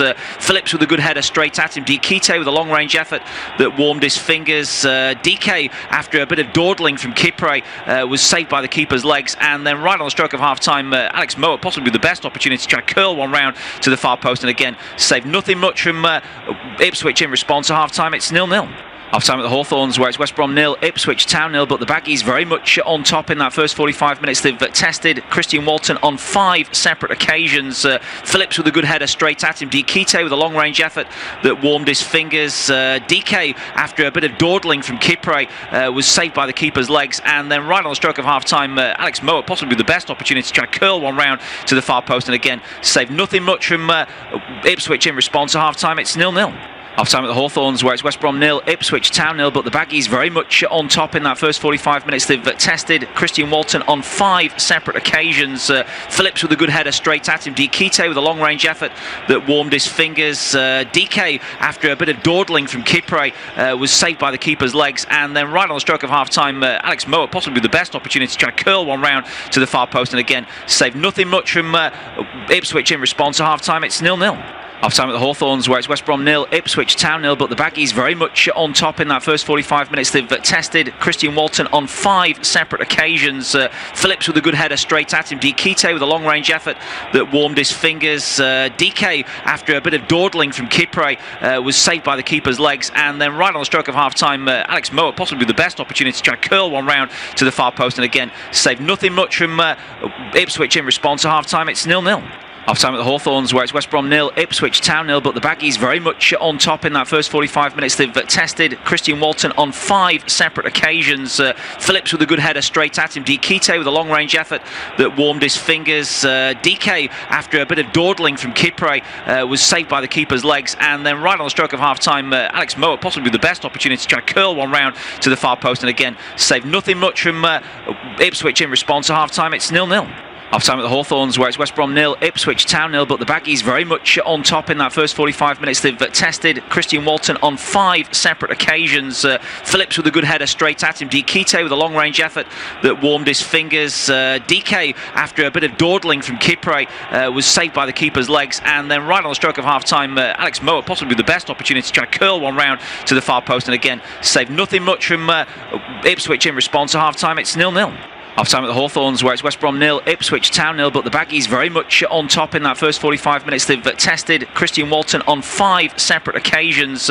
Phillips with a good header straight at him. Dikite with a long-range effort that warmed his fingers. DK, after a bit of dawdling from Kipre, was saved by the keeper's legs. And then right on the stroke of half-time, Alex Moa, possibly the best opportunity to try to curl one round to the far post, and again saved nothing much from Ipswich in response to half-time. It's 0-0. Half-time at the Hawthorns, where it's West Brom 0, Ipswich Town 0, but the Baggies very much on top in that first 45 minutes. They've tested Christian Walton on 5 separate occasions. Phillips with a good header straight at him. Dikite with a long-range effort that warmed his fingers. DK, after a bit of dawdling from Kipre, was saved by the keeper's legs. And then right on the stroke of half-time, Alex Moa, possibly the best opportunity to try to curl one round to the far post, and again saved nothing much from Ipswich in response to half-time. It's 0-0. Half-time at the Hawthorns, where it's West Brom 0, Ipswich Town 0, but the Baggies very much on top in that first 45 minutes. They've tested Christian Walton on 5 separate occasions. Phillips with a good header straight at him. Dikite with a long-range effort that warmed his fingers. DK, after a bit of dawdling from Kipre, was saved by the keeper's legs. And then right on the stroke of half-time, Alex Moa, possibly the best opportunity to try to curl one round to the far post, and again saved nothing much from Ipswich in response to half-time. It's 0-0. Half-time at the Hawthorns, where it's West Brom 0, Ipswich Town 0, but the Baggies very much on top in that first 45 minutes. They've tested Christian Walton on 5 separate occasions. Phillips with a good header straight at him. Dikite with a long-range effort that warmed his fingers. DK, after a bit of dawdling from Kipre, was saved by the keeper's legs. And then right on the stroke of half-time, Alex Moa, possibly the best opportunity to try to curl one round to the far post, and again saved nothing much from Ipswich in response to half-time. It's 0-0. Half-time at the Hawthorns, where it's West Brom 0, Ipswich Town 0, but the Baggies very much on top in that first 45 minutes. They've tested Christian Walton on 5 separate occasions. Phillips with a good header straight at him. Dikite with a long-range effort that warmed his fingers. DK, after a bit of dawdling from Kipre, was saved by the keeper's legs. And then right on the stroke of half-time, Alex Moa, possibly the best opportunity to try to curl one round to the far post, and again saved nothing much from Ipswich in response to half-time. It's 0-0. Half-time at the Hawthorns, where it's West Brom 0, Ipswich Town 0, but the Baggies very much on top in that first 45 minutes. They've tested Christian Walton on 5 separate occasions. Phillips with a good header straight at him. Dikite with a long-range effort that warmed his fingers. DK, after a bit of dawdling from Kipre, was saved by the keeper's legs. And then right on the stroke of half-time, Alex Moa, possibly the best opportunity to try to curl one round to the far post, and again saved nothing much from Ipswich in response to half-time. It's 0-0. Half-time at the Hawthorns, where it's West Brom 0, Ipswich Town 0, but the Baggies very much on top in that first 45 minutes. They've tested Christian Walton on 5 separate occasions. Phillips with a good header straight at him. Dikite with a long-range effort that warmed his fingers. DK, after a bit of dawdling from Kipre, was saved by the keeper's legs. And then right on the stroke of half-time, Alex Moa, possibly the best opportunity to try to curl one round to the far post, and again saved nothing much from Ipswich in response to half-time. It's 0-0. Half-time at the Hawthorns, where it's West Brom 0, Ipswich Town 0, but the Baggies very much on top in that first 45 minutes. They've tested Christian Walton on 5 separate occasions.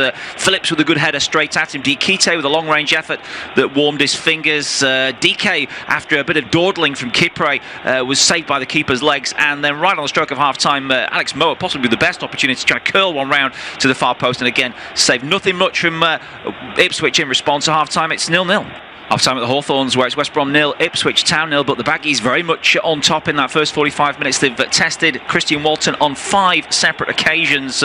Phillips with a good header straight at him. Dikite with a long-range effort that warmed his fingers. DK, after a bit of dawdling from Kipre, was saved by the keeper's legs. And then right on the stroke of half-time, Alex Moa, possibly the best opportunity to try to curl one round to the far post, and again saved nothing much from Ipswich in response to half-time. It's 0-0. Half-time at the Hawthorns, where it's West Brom 0, Ipswich Town 0, but the Baggies very much on top in that first 45 minutes. They've tested Christian Walton on 5 separate occasions.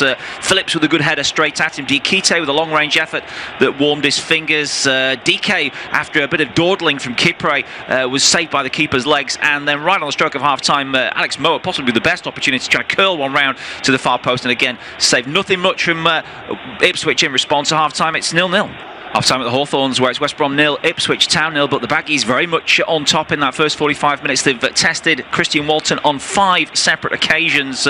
Phillips with a good header straight at him. Dikite with a long-range effort that warmed his fingers. DK, after a bit of dawdling from Kipre, was saved by the keeper's legs. And then right on the stroke of half-time, Alex Moa, possibly the best opportunity to try to curl one round to the far post. And again, saved nothing much from Ipswich in response to half-time. It's 0-0. Half-time at the Hawthorns, where it's West Brom 0, Ipswich Town 0, but the Baggies very much on top in that first 45 minutes. They've tested Christian Walton on 5 separate occasions. Phillips with a good header straight at him. Dikite with a long-range effort that warmed his fingers. DK, after a bit of dawdling from Kipre, was saved by the keeper's legs. And then right on the stroke of half-time, Alex Moa, possibly the best opportunity to try to curl one round to the far post. And again, saved nothing much from Ipswich in response to half-time. It's 0-0. Half-time at the Hawthorns, where it's West Brom 0, Ipswich Town 0, but the Baggies very much on top in that first 45 minutes. They've tested Christian Walton on 5 separate occasions. Phillips with a good header straight at him. Dikite with a long-range effort that warmed his fingers. DK, after a bit of dawdling from Kipre, was saved by the keeper's legs. And then right on the stroke of half-time, Alex Moa, possibly the best opportunity to try to curl one round to the far post. And again, saved nothing much from Ipswich in response to half-time. It's 0-0. Half-time at the Hawthorns, where it's West Brom 0, Ipswich Town 0, but the Baggies very much on top in that first 45 minutes. They've tested Christian Walton on 5 separate occasions.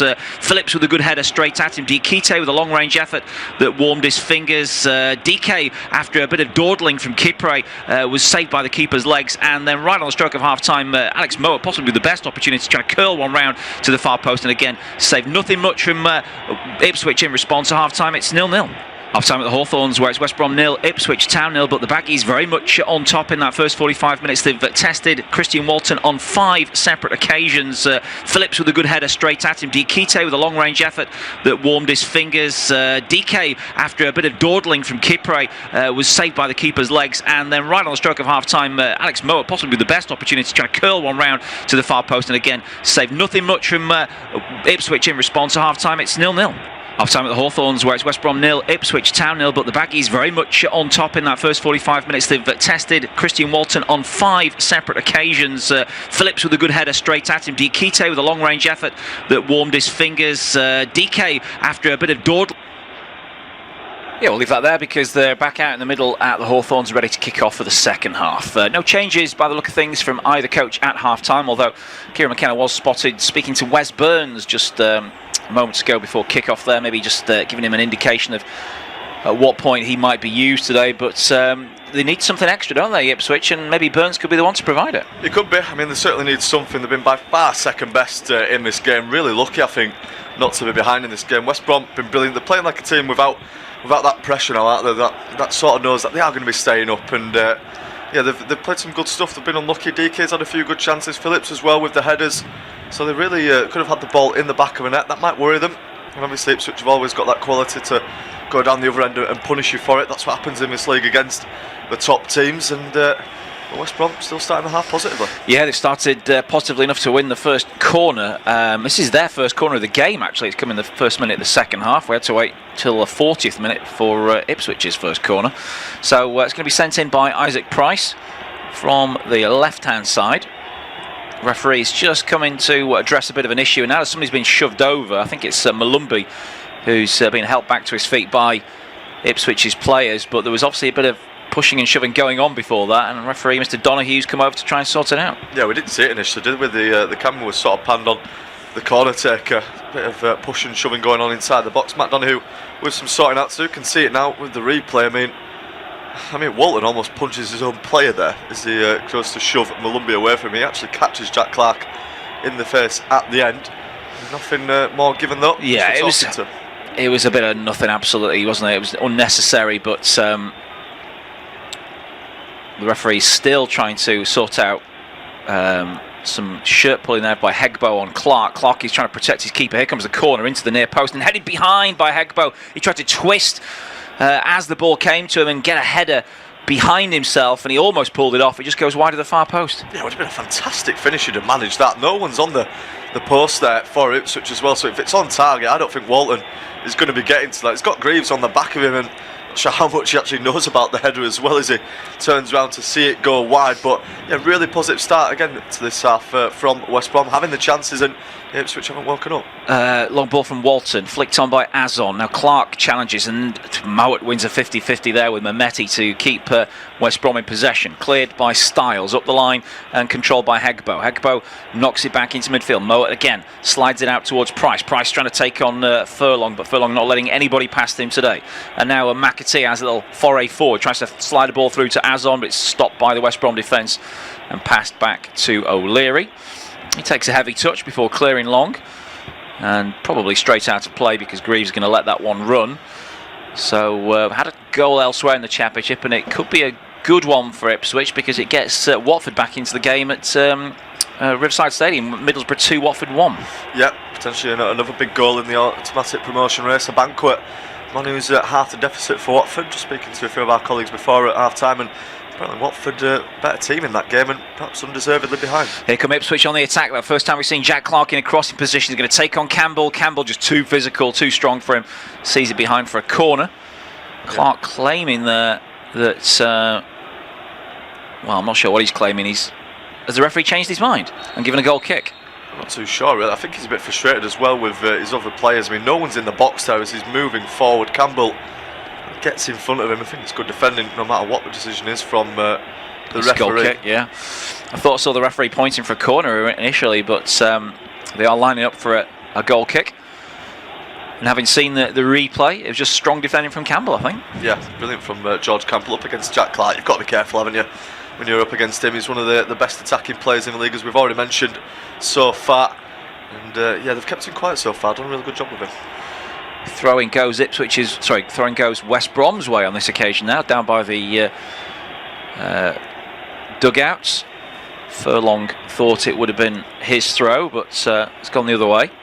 Styles to take it, lobs it over the head of Matasiwa, not quite. Matasiwa gets the header away, drops in midfield. Dikite first time out to Styles, then back infield to Mowat, up towards DK, who chests it on towards Styles, who made a great third man run. He still goes towards the edge of the box, goes down under a challenge. It might break towards Hegbo in the box, but O'Shea tidies up with a pass out towards Furlong, who's instantly challenged by Price. Game's got very physical very quickly in the second half. It's just going to be a throw in though to Ipswich. They throw it dangerously back into their own box before Kipre knocks it out now. And they'll build down the left-hand side with Greaves.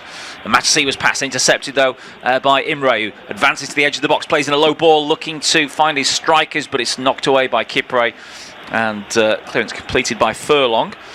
Imre trying to let it run, wasn't able to because Clark got back there, and so Ipswich have possession in the left-back position. Matasiwa's lost it again for a second time in the space of a minute, and this time he's fouled a West Brom player to give them a free kick.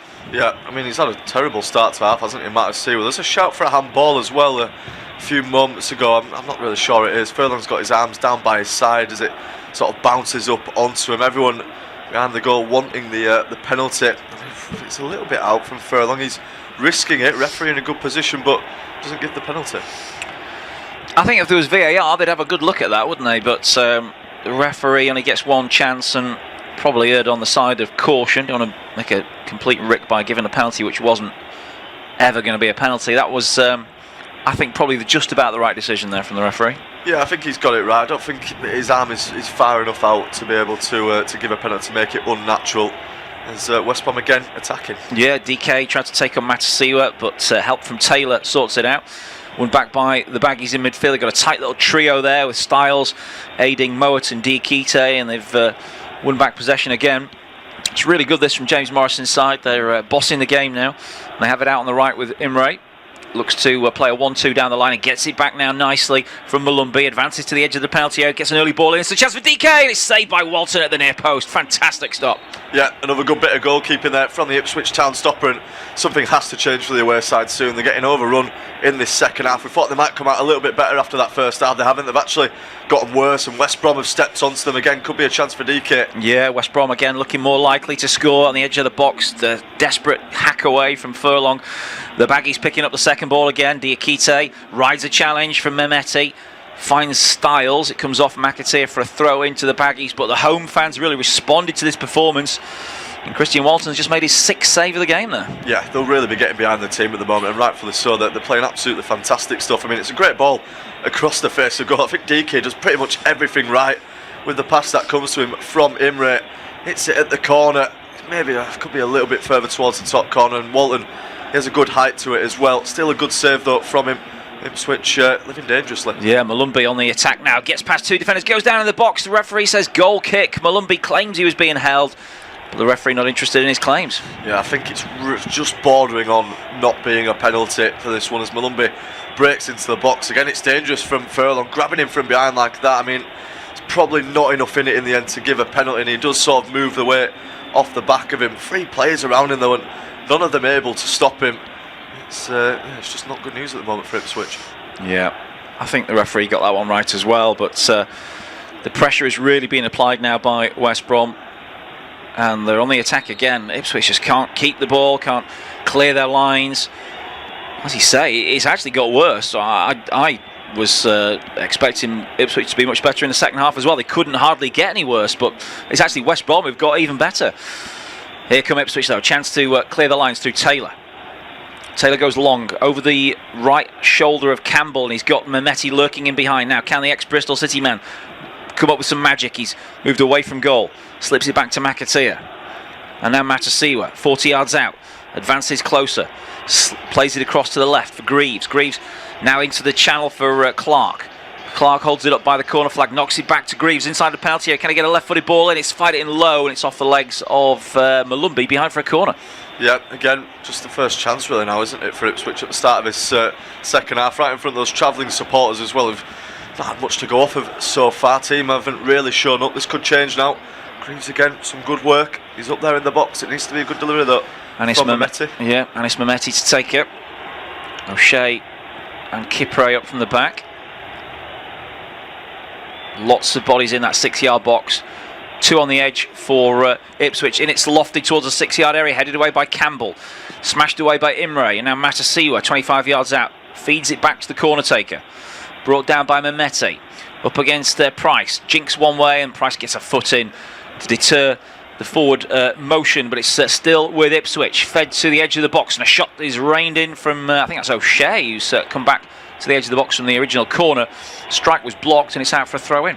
Yep, again, positive play from Ipswich. They'll just have to wait to take this throw in. They want to do it quickly, it does Taylor, but there's 2 balls on the pitch, so they're just stopped from going forward for the time being. That's a better response, isn't it, from Ipswich? They've finally woken up a little bit, getting down the other end, trying to get some shots in. Max O'Leary's been very quiet in this game. He's had nothing to do in the West Brom goal, and that's something Ipswich desperately need to change.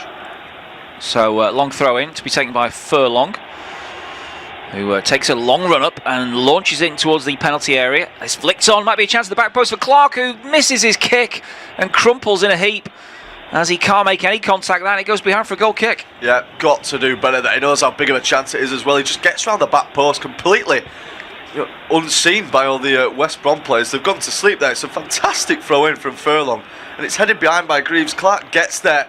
He's just trying to swipe it back across goal completely. Gets it wrong though. It couldn't have fallen any better there from Greaves. I'm not sure if he is going to be able to score from that angle. He certainly has to do a little bit better than that. Yeah, complete fresh air attempt from Jack Clark, as Ipswich now commit a foul outside the penalty area. It's Malumbi who's been brought down by Matasiwa. Matasiwa's got to be careful here, and the yellow card is out for the summer signing. Yeah, I think it's long overdue as well, that yellow card for Matasiwa. He's had a few of those. He's had a really poor game, I think, in the midfield. He's been completely overrun. You can see with the sliding tackle there, just too late to it. Malumbi gets there ahead of him. It's a definite free kick. Referee in a good position. This is a dangerous position as well for the Baggies. That's his 10th of the season for Azor Matasiwa. And now more defending to do with this West Brom free kick, and Price stands over it. Mowat also in the vicinity. Referee just making sure the ball's placed in the correct position. He's not measured the distance back to the wall just yet. In fact, there isn't going to be a wall, so he's not interested in doing that now. So West Brom with a free kick, they're going to pass it sideways to Price. He then promotes it out to the right for Imre. Been a good source of crosses and surging runs both halves so far, Imre, but his pass on this occasion is blocked. Comes back to Price, and now back in their own half with Mowat. He waits for Mehmeti to engage him and knocks it into Diakite's feet. He plays it wide. Price tries to promote it forward again. It's headed clear by O'Shea, who's challenged by DK, but fouled by DK, who's left something in on O'Shea there, and the referee's going to get a yellow card out for him now. Yep, he's getting his cards out, isn't he? Quite a lot at the start of this second half. But, yeah, again, just a late challenge, and there's been a few of those really. The game's starting to broken up a little bit, not as free-flowing as we want it to be. But yeah, DK going into the book. Both went in with the heads, but there was a little bit of a shove and not quite an elbow, but he used his arm for leverage, his shoulder for leverage there against O'Shea, and it probably was a foul and bordering on a yellow card there for Daryl DK. It's his second of the season. Back underway. 13 minutes gone, second half. Still goalless somehow. Ipswich at least have that in their favour. They've not played well so far, but there's not much damage been done. Long ball forward's going to seek out the run of Mehmeti through the middle, but it just skips on to O'Leary, who can pick it up. Now Campbell plays it out. Laid off by Price, who's over on the left-hand side now with Styles. Played back to Campbell. Clearance up to DK. Knocked away by O'Shea. Price trying to wriggle away from Furlong. I think he's knocked that off Furlong. It should be a West Brom throw. Linesman either didn't see it or a bit unsighted, so it's going to be a throw-in to Ipswich, completely wasted by Furlong behind for a goal kick. Yeah, not one of his best throw-ins this time. Again, he's trying to catch West Brom out and throw it down the line. No one's on the same wavelength on it. It's way too much on it anyway. Ipswich readying a double change by the looks of things, and it's no surprise as well, is it really? Nunes is one of the players coming on. I think Philogene as well is also going to join him and coming onto the field in the next sort of few minutes. They needed something to change, and that's two pretty good players to be able to bring on in the Championship. Yeah, definitely. Nunes was eating a gel bar, wasn't he, there, or some energy sustenance, and Philogene was taking his tracksuit top off, so they look like the likely changes. First of all for McKenna. Goal kick is headed back towards O'Leary, who can pick this one up now. Who comes off though? I mean, Jack Clark hasn't been at his best today, but you wouldn't want to take him off really in a big game. No, you wouldn't. You just keep him on. You know that he can just produce that one moment of quality out of nowhere. It's more likely than anyone else on the pitch. I imagine McAteer might come off in place of Philogene. Yeah. That seems fair for McAteer. Not that they've done enough in this game. As I say, that Mehmeti now moving forward though. Yeah, Mehmeti out on the right hand side. Maybe he'll be one to come off as he tries to feed across him, but it comes back to him. Now two men around him. Does well to feed the ball back to Matasiwa. Cross has got to go in here. Instead played it across the edge of the box to Taylor, and now Clark to the edge of the box on his left foot, drives for goal, and it's just wide. Yeah, exactly what we were just talking about, Jack Clark, and that's why you keep him on the pitch. You can just fashion that chance out of nowhere, but do well just to get the ball to him. Taylor plays it across, and it's nice little just drive inside. That's what he's got in his locker, that burst of pace, just to turn it on at any given moment. He's unlucky in the end not to find the target. But yeah, Ipswich, they're just going into the second half, starting to get themselves on top, and that will please Kieran McKenna. Yeah, well, it's about time they turned up in this game. Of course, they played a midweek game as well. Maybe they had that 90 minutes at Charlton in their legs a little bit to try and shake off, but it's taken far too long for them to get out of second gear, really, as O'Leary takes his goal kick. Flicked on by DK. And it's going to go out of play for an Ipswich throw. They need to just hurry up with some of these restarts as well. They've got to realise that, I don't think a draw does them much good today, does it, really? Not really. Middlesbrough winning now, back to 3-1 in that game. Yeah, exactly. I mean, they want to take advantage of that Millwall slip-up last night at Leicester. As it stands, Ipswich are currently on points with Millwall. Middlesbrough just one behind. Of course, Ipswich do have that game in hand over them, though, which is going to be a massive fixture. I mean, you can definitely see it being quite a dramatic final day in the promotion race. It's definitely going down to the wire. But yeah, it will feel like a missed opportunity against a team that isn't really playing for anything now. Again, they got another throw in, and they're not exactly hurrying to take it. Eventually Furlong gets it back from Matasiwa and drills a pass across into space where Clark should keep this one in. He does. He's got Greaves chugging ahead of him down the left hand side. Ipswich now. Greaves stays forward as Clark tries to pick out a run from deep from Mehmeti, but the pass was overhit and behind for a goal kick, and maybe that is the time now for Kieran McKenna to make his changes. Yeah, you'd think so. We're not really not been shown anything else though in regards to those changes. We saw them getting stripped and ready to come on, so they're taking the time about it. McKenna giving his team the time just to maybe get themselves in front and seeing how final instructions are being made towards Nunes. I wouldn't be surprised if Matty Sk comes off as well. I think I've already mentioned he's on a poor game. He's on a yellow card as well, so wouldn't be surprised if his race was run. O'Leary still yet to take this goal kick. Everybody moves across to the one side of the pitch here, as it's actually sent down the middle more or less and headed away by O'Shea. Then forward from Imre, nodded away by Kipre on a second occasion. Then a challenge on Taylor, breaks the way of McAteer. And McAteer with space now to move through midfield. He's got an option out left with Clark. Clark now up against Imre with help in behind, but an overlap as well. He's instead gone back inside to Matisse, who was lining up a shot. Now he plays it out to the right. It's going to break well for Furlong. Furlong's low ball in. It's straight at the goalkeeper though.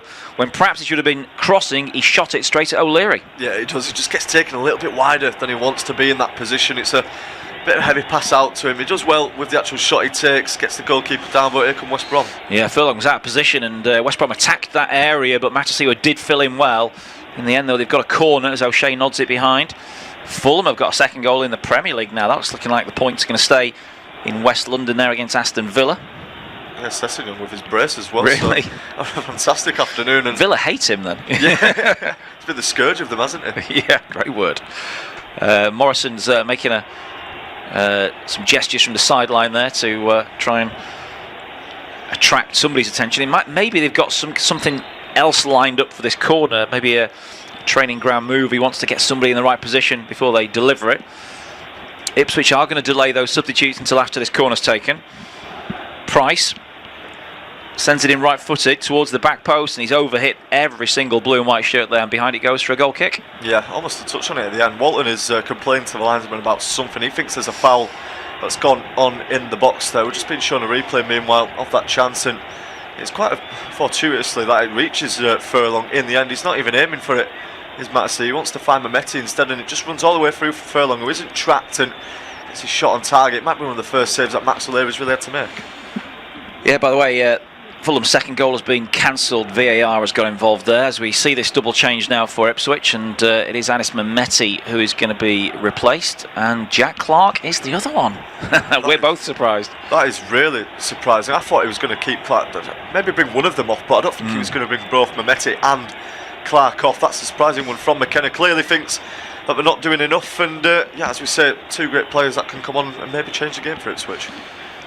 Yeah, definitely prevents a different problem for the West Brom defence. Philogene, who was on the books of Aston Villa, not far away from the Hawthorns, really made his name as a lone player at Hull City, and he comes on now for the last 25 minutes. Nunes desperate to get involved, then breaking from midfield as the ball's played over his head and over to McAteer, headed away by Styles. Breaks now for Diakite. He's he's kept it somehow in a challenge as Greaves now gets a foot in, links up with Philogene. Not sure if they would have been teammates at Hull City actually, last season or the season before, as still Ipswich have it with Taylor. Goes back to Kipre. No press here coming from West Brom. They're just trying to set some traps in the midfield area, but Ipswich trying to find a safe route through that packed midfield. Go back to Kipre again. Bit of a stalemate here, isn't it? A bit of a sort of a standoff between two teams not willing to either press or advance. Yeah, I just wonder if West Brom are now maybe thinking about the point more than anything else. We were saying that they need a point to stay up. They pretty much are going to be safe, but a point would confirm it, and maybe they just think now the chance for them has sort of gone to win this game. They'll still maybe get an opportunity up the other end as Ipswich are going in search of the goal, but maybe they're just sensing that the tide is turning and they don't want to risk it. Yeah, as here come Ipswich down the left. Greaves, pass was intercepted by Imre, comes back to Taylor, and now Greaves again. Quite high up here inside the West Brom half, but has to go back to Kipre. Gets it back again here. Greaves and Kipre just exchanging passes. They're trying to manoeuvre the West Brom players around them. Ball played up to the forward Azon, who chests it down. Now it's sent crossfield out to the right, looking for McAteer. Well defended by Styles, with a bit of help from Price. McAteer will gather. Finds Furlong, about 40 yards out to McAteer again. His pass was cut out by Price, out for a throw-in. So still 0-0 in this crucial championship game. Middlesbrough leading 3-1 at the Riverside Stadium against Watford, and Hull City, they were level last time we checked in on them. Still 1-1 at Charlton Athletic. Lots of big championship games to come as well later on today. Be able to hear pretty much most, if not all of those on this service, I think, from 3 p.m. As we've got Philogene on the ball for the first time. Finds Greaves out on the left, gets it back here, and then feints to cross, tries a little step over, goes back to Greaves. That's a better ball inside to Matasiwa now, who tries to turn inside the penalty area. Forced away by Moa, who covered him well. Back to Greaves again from Philogene. Real considered build at this from Ipswich. Now they throw a cross in towards the near post. Azon challenges, headed away by the West Brom defence. Comes back to O'Shea, and now Taylor. Taylor spots the pass out to the left-hand side for Greaves.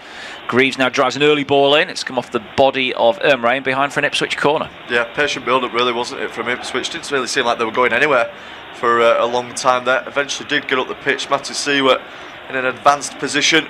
Deflected behind for a corner. I haven't seen too many of them in this game, but Ipswich have got one now. Yeah, and we've reached that midway point in the second half now. It is still West Brom 0, Ipswich 0 to take you through to full time. It's going to be Josh Makin. Yeah, thank you very much, Simon. Corner 2 coming now for Ipswich. It's the in-swinger as well from Nunes. It's a poor delivery though, headed away by the man at the near post. Back out towards Nunes. He finds his other substitute teammate Philogene, who lines up the strike. Awkward one, surely a goal, and it is as well. Kipre on the follow-up, and it's going to be ruled out. He's offside. Well, we thought that we'd finally gotten the first goal of the game. Great effort from Philogene from a very long range. No one out to him quick enough. We'll see the replay now. Kipre clearly offside. Yeah, he's just a sort of a body's width, the wrong side there, the last defender. Typical, really, a defender staying up there wouldn't check for the offside. I mean, we've seen strikers caught that way as well, but he did fall perfectly to him from the O'Leary save. Great effort from Matasiwa though. Must have swerved in the air, gave O'Leary big problems, but Kipre just couldn't hold himself in check. Yep, almost the opening there. We've finally seen the ball hit the back of the net though at the Hawthorns. Ipswich going to gain some momentum from that now. West Brom are going to ready an immediate response. Josh Madger has been given his final instructions before he's going to be coming on to the field of play. It's been an equaliser in the game in League One between Doncaster and Stevenage. A goal that could affect the playoff race in the third tier. Goes back now towards Phillips, over the head of a few players before being brought down by Moa. DK can't bring that one under control as it's behind him. It's now lumped forward by Furlong and out of play for a throw-in. I think that's hit the top of the stand there and come back in. Seeing George Hurst been prepped to come on for Ipswich Town. They're gonna and Burns as well. Yeah, well, we spoke about half time, didn't we? Just at the start of the second half about those two. And Daryl DK's race has been run. He put a good shift in throughout most of the game. Obviously, could have scored maybe a couple in the first half, but the game's just sort of passed him by a little bit more in the second. Yeah, he got that yellow card as well, didn't he, for the challenge on O'Shea. Maybe that's part of the coaching staff. Morrison's thinking here he was going to swap one of them at some stage for Madra. Maybe that yellow card just ensured that it's DK and not Hegbo. Hegbo's, his work outside the penalty area has been a little bit better than DK's. I think DK's better finisher probably, but Hegbo might be sort of a better partner for Madja. Yeah, he's more of a focal point as well, isn't he? And they've aimed well for him throughout most of the game. He's gone a little bit quiet. Can this change sort of some new life to West Brom? Throw goes forward from Styles. It's met though easily in the end by O'Shea. Let's see, doesn't get his header right there. It's high and looping up into the air, but Ipswich might still be able to bring it down. McAteer, there's a push in the end there on Azon, but play still goes on out towards Greaves on the left side. He's charged down by Malumbi, still threads it through for Philogene and then back towards Greaves. It's now Matasiwa. Heavy pass out towards the left, but again Ipswich just about keeping hold of things for the time being with some nice interplay. Philogene towards Taylor.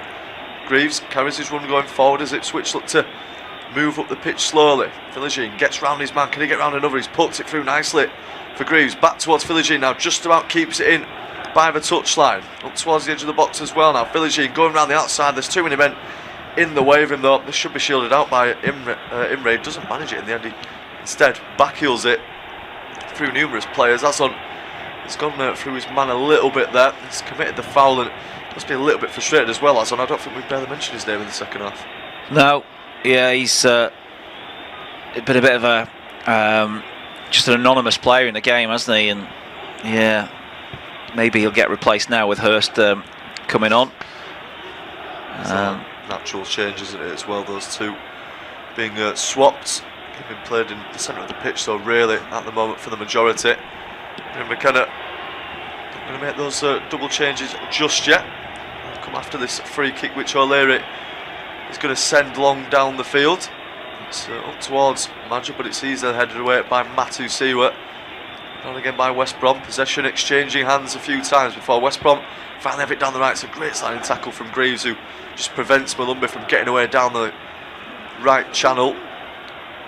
Azon has surely gone down there under a foul from Phillips. He has as well. Been a penalty given at the Riverside. Middlesbrough with a chance to make it 4-1 against Watford. At the same time, pretty much Charlton got themselves back in front, but Ipswich might have a chance now. Philogene just inside the area. He wants reinforcements, few step overs. Philogene waiting for them to arrive. Crossing towards the centre. Nice ball towards Furlong. Price out to meet him though. 1-2 there.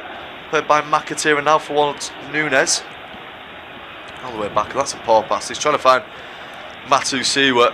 Can't quite manage it. And Ipswich are forced all the way back inside their own half. I mentioned that Charlton had taken the lead again against Hull City. They have done as well. And Kelman with a fantastic first goal, really. A goal of the season contender. And yeah, things are just not quite going that way. Yeah, there's a sharpness and there's a crispness about Ipswich's passing, and they are getting towards the edge of the penalty area, but that final ball still isn't there. You know, Philogene had a chance to cross on the attack a few moments ago, and he dawdled and just never really was decisive in the position he was in. They need a bit more from him, having just come on, and maybe they'll get a bit more from Burns, who looks about to join Hurst on the pitch now with Azon coming off. Yeah, we mentioned that was the change, and it has been done as well. McAteer is also going to come off in place of Burns. Those changes make sense. I think McAteer, I thought he was going to come off a little bit early when he took Clark and Mehmeti off, but he finally has replaced the Irishman in the form of Burns.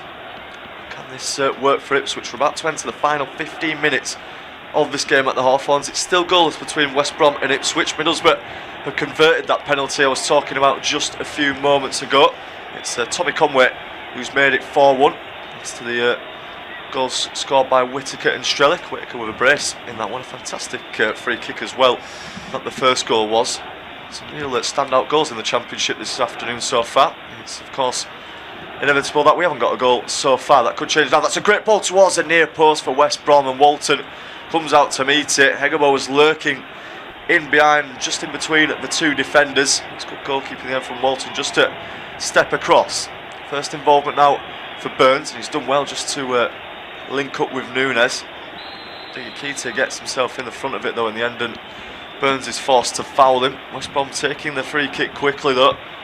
Now for Mowat on the halfway line. Out towards Campbell as well.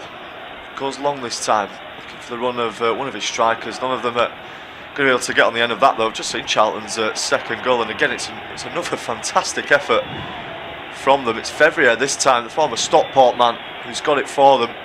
A huge goal that will certainly confirm Charlton's place in the Championship for next season.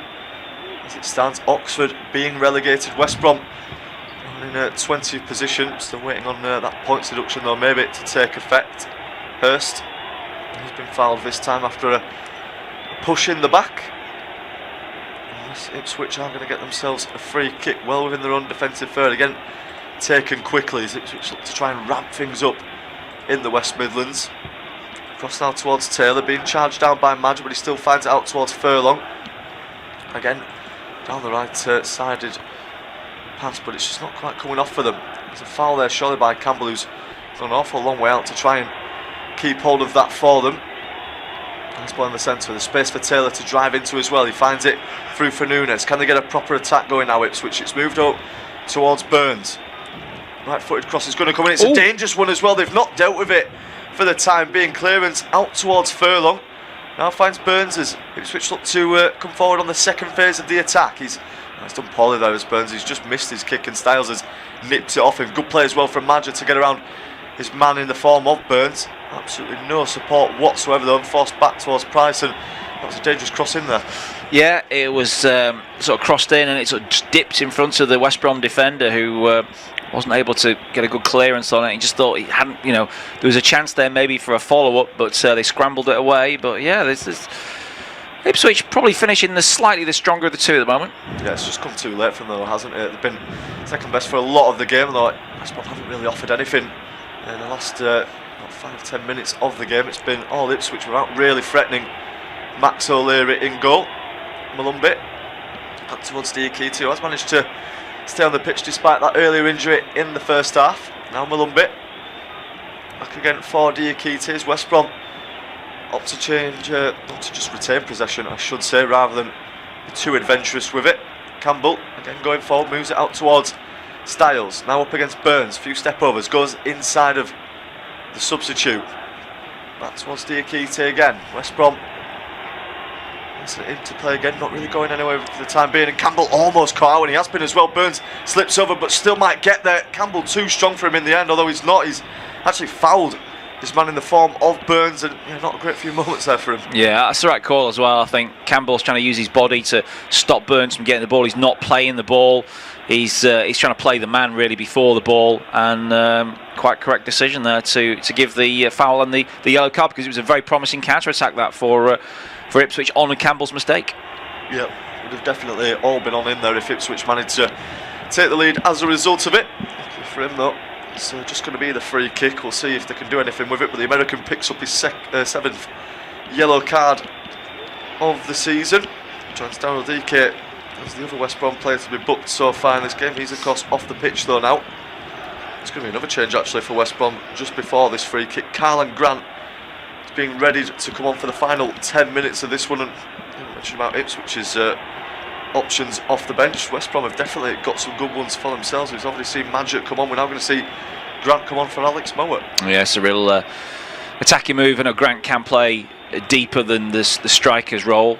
He's got the 10 on his back, and I think that'll probably be roughly his position for these next 10 minutes. Maybe him in a 10 and the other two strikers playing slightly ahead of him. Yeah, looks like they're going to go for it though. It's an attacking, a positive substitute.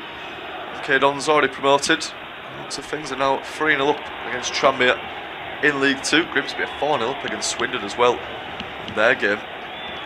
This free kick finally about to be swung in though. They've had to wait a bit of time to take this of Ipswich as we enter the final 10 minutes of this one at the Hawthorn. Still goalless. Is that about to change now with this free kick? Nunez puts the arm up, he takes it as well towards the back post, threatening delivery. There's a few players attacking it and it's almost stabbed in.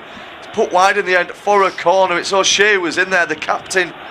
He just couldn't quite sort his feet out. Yeah, Mattia wins the first ball. I'm not sure if it came off his arm, but nobody really appealed to that, and it falls to O'Shea, who just can't quite stab it towards goal before the clearance came in.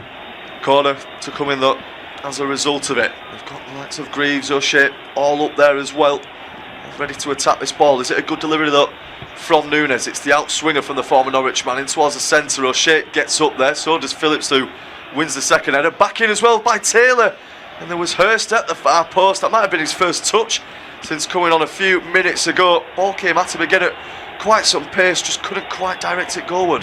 Yeah, they're making a meal of clearing this ball, and it's Phillips's header which loops up towards Taylor, who comes in on a full-blooded volley. It was going anywhere but towards goal, but looking at the back post, Hurst almost converted it. Yeah, he certainly did. I think Taylor was definitely going for goal, wasn't he, with that volley? There was a lot of players in the way of him and Max O'Leary. It's been a good opportunity though. O'Leary now to take this goal kick, which so how important this is. So far looking like a good day for Middlesbrough. They've got the points in the bag, 4-1 up against Watford, but Hull are losing, and Ipswich aren't winning this one.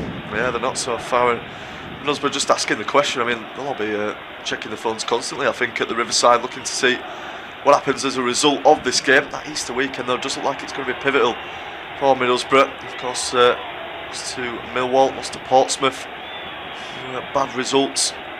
What do you see? We're now playing it forward. High looping ball for Hurst to try and beat Malumba too, but it's the West Brom man who comes away with it. Played forward again, Matty Seward has his pass forward deflected. Greaves will now pick it up. Philogene has gone down under a challenge.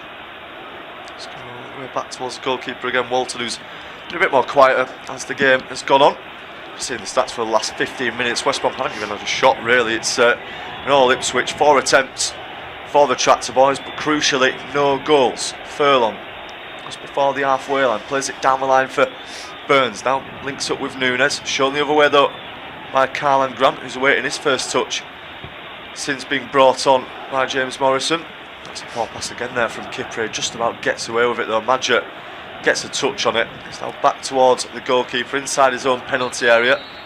O'Shea, let's pass out towards the left, and Ipswich can finally get moving again. It's Taylor bringing it forward, he chips it down the channel. It's a good ball as well, taken down nicely by Greaves, plays it forward for Hurst. First time ball back to Greaves, now he plays it over towards the right hand side. This is good build up play from Ipswich, and just as I say that it goes under the feet. They've had that in the locker a few times in this game, Ipswich.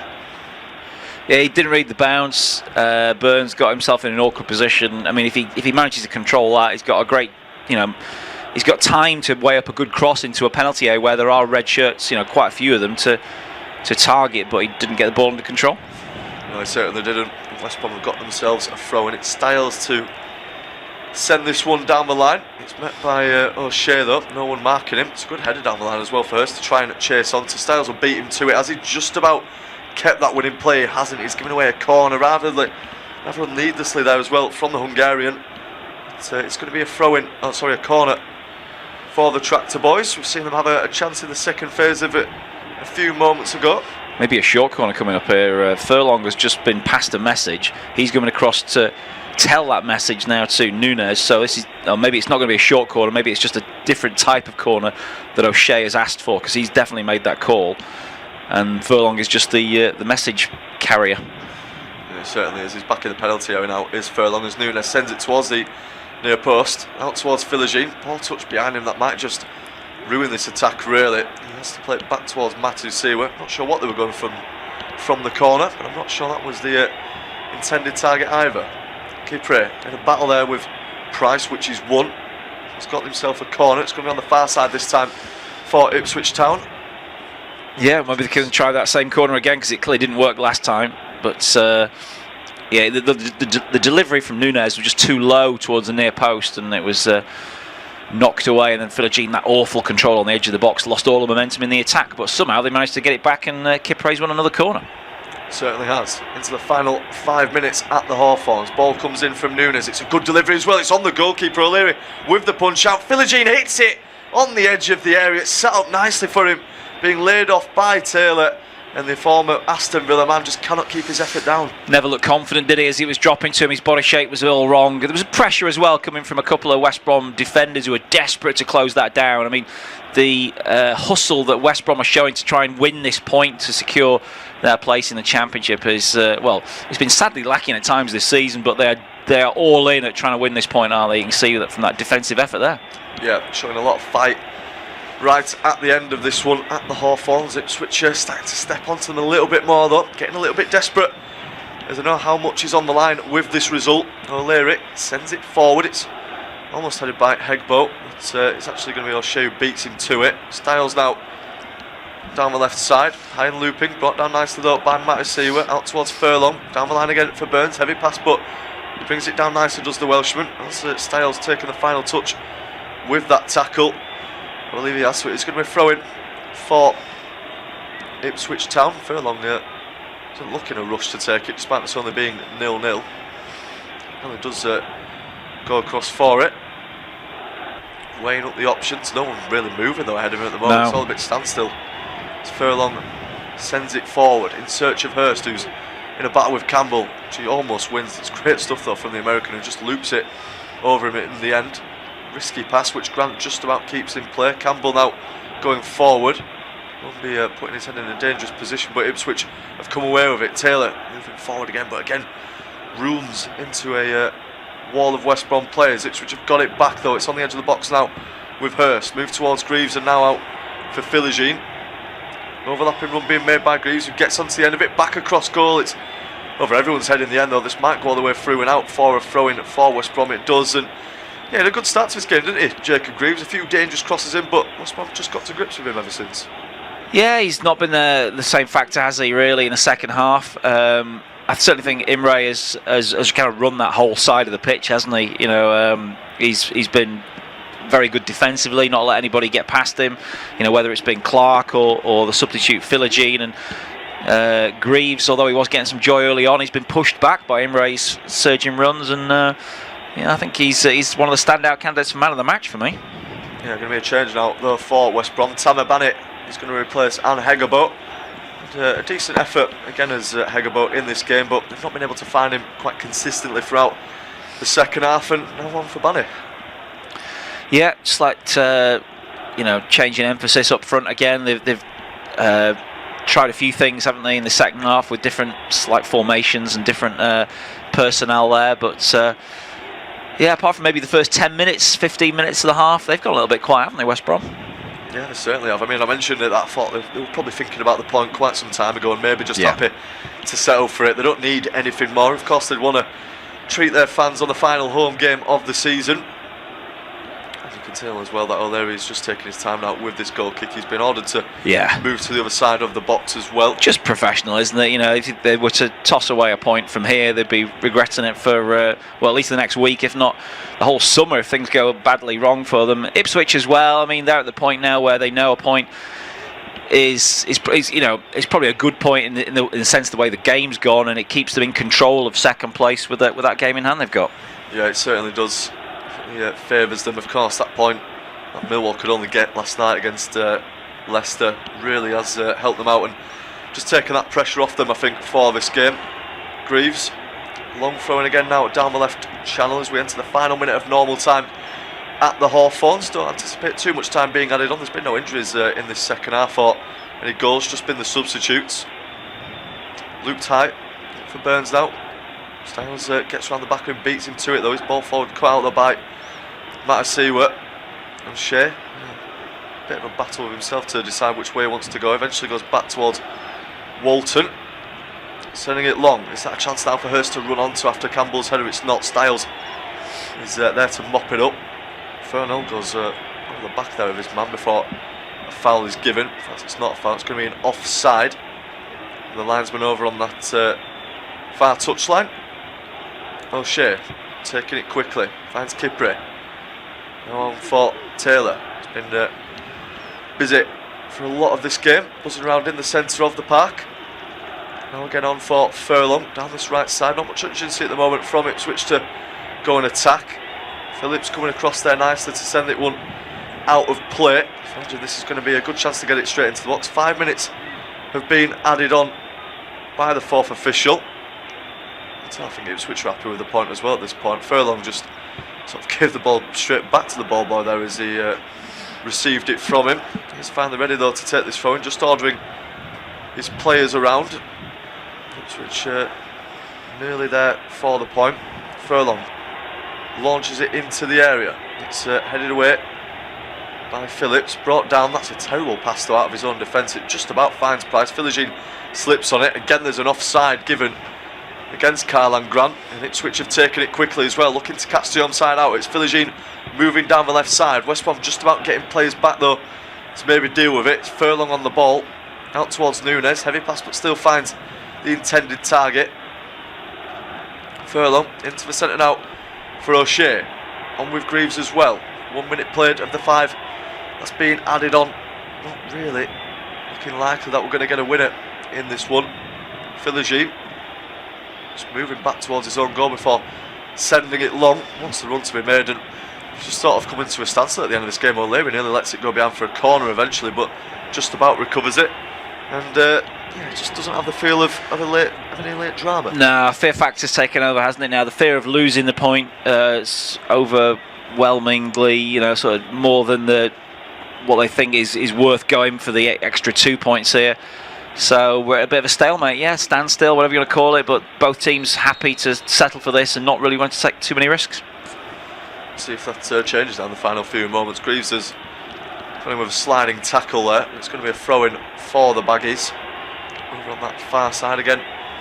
too quick. I think it is that free kick actually. Greaves adjusts to a foul and they've taken it quickly as well. West Brom, they're in down this right side. Could be put back across. Greaves goes across to cover and it's a fantastic challenge by the former Hull man. West Brom have picked it up again though. Malumbi up against Philogene just by the corner flag. Needs support. He has it in the form of Bannett.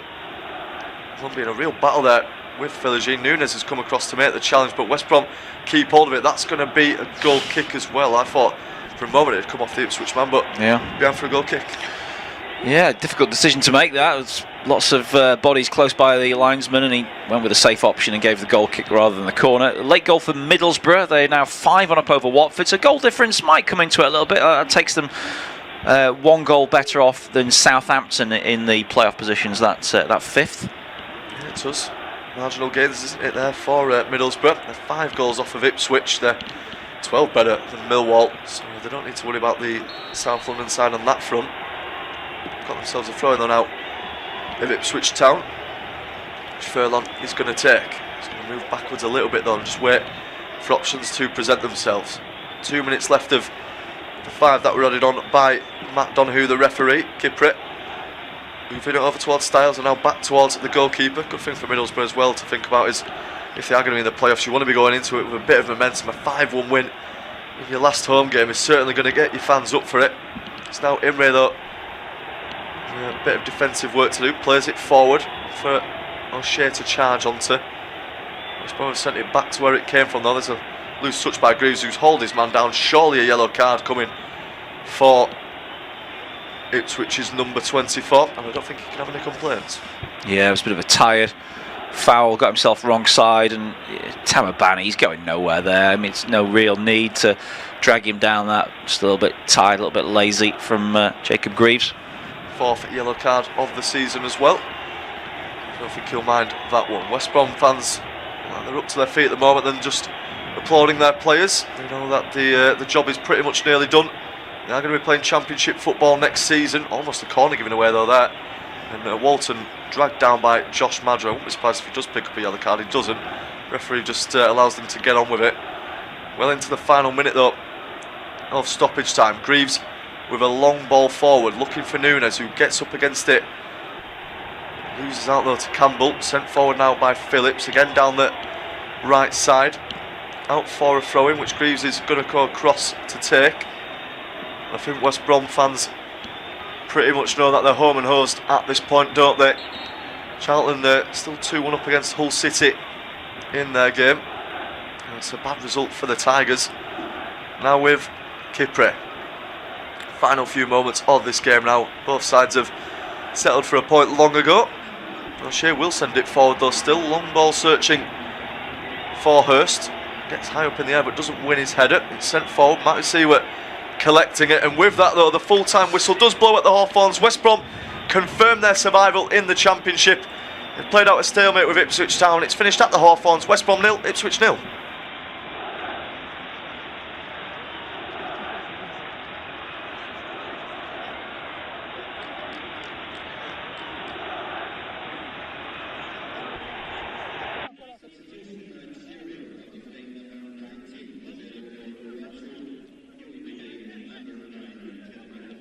Our next football commentary match is getting ever nearer, so why not take the opportunity of having a bet on the match? Whether you're interested in betting on the match result, the first player to score, the last scorer, correct score, double result, total goals market, handicap betting, or any other of our exciting markets, it's fun to be involved. Don't forget, when the match kicks off, you can sit back and enjoy superb independent studio commentary while also enjoying our in-play betting opportunities. Good luck.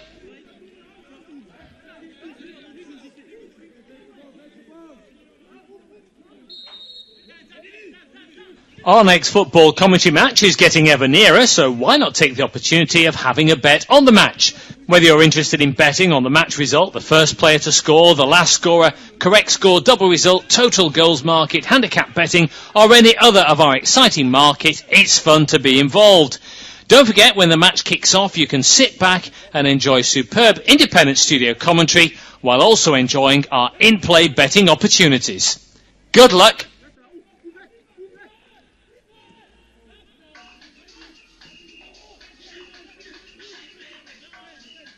Our next football commentary match is getting ever nearer, so why not take the opportunity of having a bet on the match? Whether you're interested in betting on the match result, the first player to score, the last scorer, correct score, double result, total goals market, handicap betting, or any other of our exciting markets, it's fun to be involved. Don't forget, when the match kicks off, you can sit back and enjoy superb independent studio commentary while also enjoying our in-play betting opportunities. Good luck!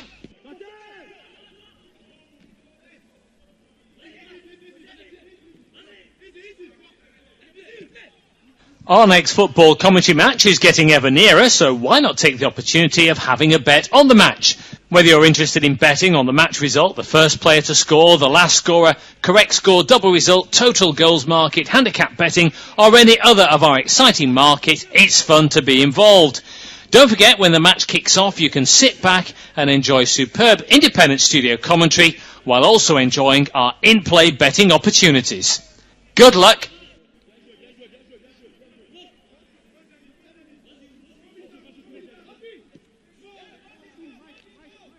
Our next football commentary match is getting ever nearer, so why not take the opportunity of having a bet on the match? Whether you're interested in betting on the match result, the first player to score, the last scorer, correct score, double result, total goals market, handicap betting, or any other of our exciting markets, it's fun to be involved. Don't forget, when the match kicks off, you can sit back and enjoy superb independent studio commentary while also enjoying our in-play betting opportunities. Good luck!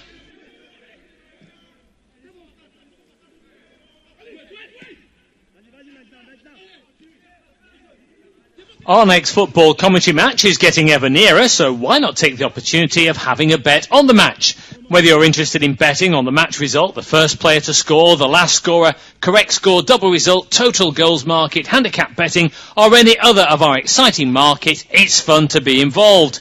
Don't forget, when the match kicks off, you can sit back and enjoy superb independent studio commentary while also enjoying our in-play betting opportunities. Good luck!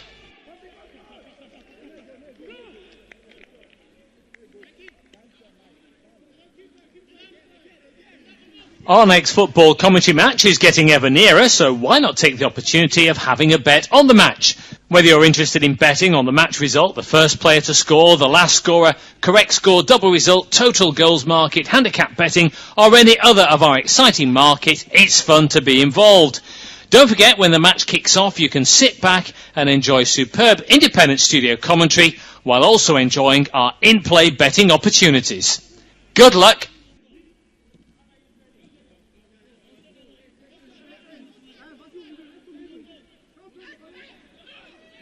Our next football commentary match is getting ever nearer, so why not take the opportunity of having a bet on the match? Whether you're interested in betting on the match result, the first player to score, the last scorer, correct score, double result, total goals market, handicap betting, or any other of our exciting markets, it's fun to be involved. Don't forget, when the match kicks off, you can sit back and enjoy superb independent studio commentary while also enjoying our in-play betting opportunities. Good luck!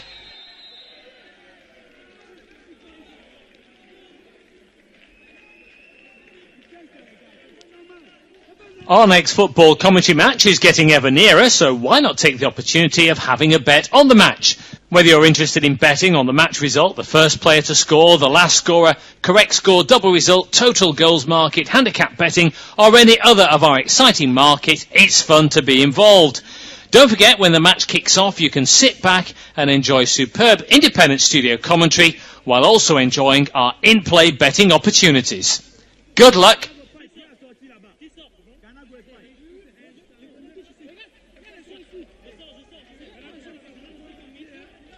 Our next football commentary match is getting ever nearer, so why not take the opportunity of having a bet on the match? Whether you're interested in betting on the match result, the first player to score, the last scorer, correct score, double result, total goals market, handicap betting, or any other of our exciting markets, it's fun to be involved.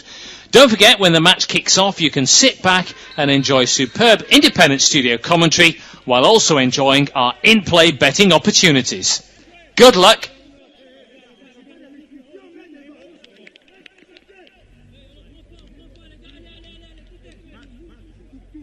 Our next football commentary match is getting ever nearer, so why not take the opportunity of having a bet on the match? Whether you're interested in betting on the match result, the first player to score, the last scorer, correct score, double result, total goals market, handicap betting, or any other of our exciting markets, it's fun to be involved. Don't forget, when the match kicks off, you can sit back and enjoy superb independent studio commentary while also enjoying our in-play betting opportunities. Good luck!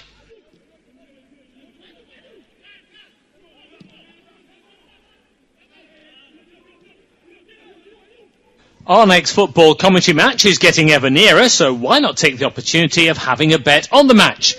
Whether you're interested in betting on the match result, the first player to score, the last scorer, correct score, double result, total goals market, handicap betting, or any other of our exciting markets, it's fun to be involved. Don't forget, when the match kicks off, you can sit back and enjoy superb independent studio commentary while also enjoying our in-play betting opportunities. Good luck!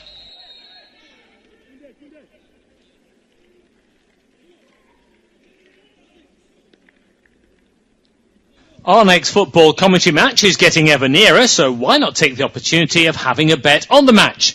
Whether you're interested in betting on the match result, the first player to score, the last scorer, correct score, double result, total goals market, handicap betting, or any other of our exciting markets, it's fun to be involved. Don't forget, when the match kicks off, you can sit back and enjoy superb independent studio commentary while also enjoying our in-play betting opportunities. Good luck!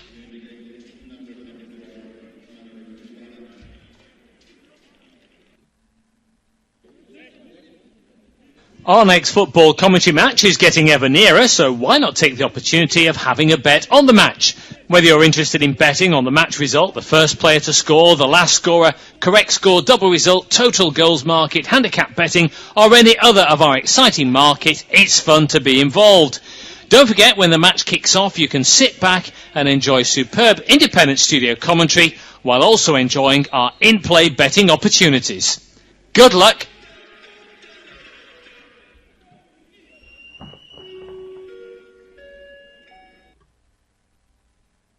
Our next football commentary match is getting ever nearer, so why not take the opportunity of having a bet on the match?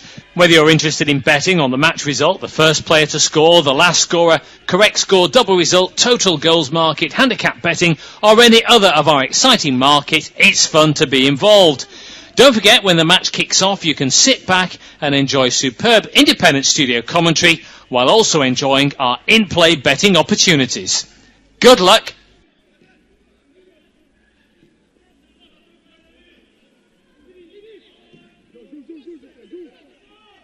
Our next football commentary match is getting ever nearer, so why not take the opportunity of having a bet on the match? Whether you're interested in betting on the match result, the first player to score, the last scorer, correct score, double result, total goals market, handicap betting, or any other of our exciting markets, it's fun to be involved. Don't forget, when the match kicks off, you can sit back and enjoy superb independent studio commentary while also enjoying our in-play betting opportunities. Good luck!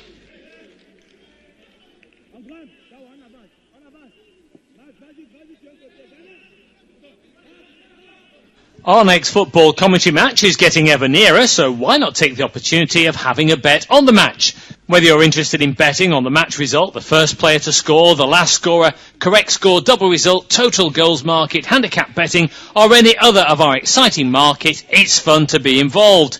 Don't forget, when the match kicks off, you can sit back and enjoy superb independent studio commentary while also enjoying our in-play betting opportunities. Good luck!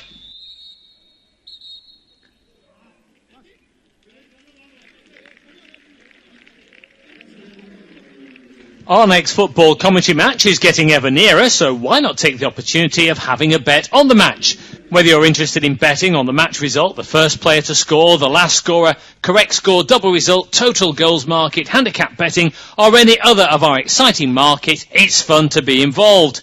Don't forget, when the match kicks off, you can sit back and enjoy superb independent studio commentary while also enjoying our in-play betting opportunities. Good luck!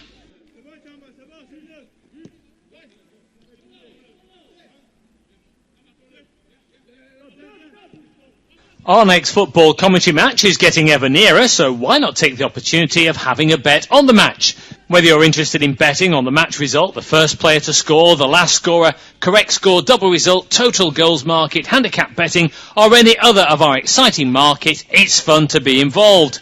Don't forget, when the match kicks off, you can sit back and enjoy superb independent studio commentary while also enjoying our in-play betting opportunities. Good luck!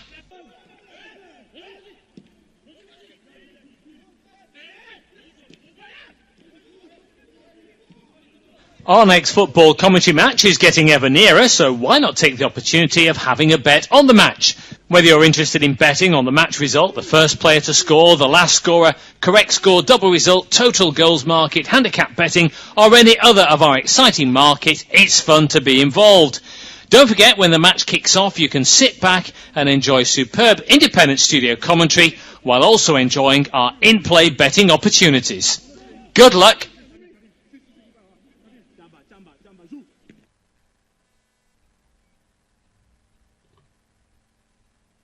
Our next football commentary match is getting ever nearer, so why not take the opportunity of having a bet on the match? Whether you're interested in betting on the match result, the first player to score, the last scorer, correct score, double result, total goals market, handicap betting, or any other of our exciting market, it's fun to be involved.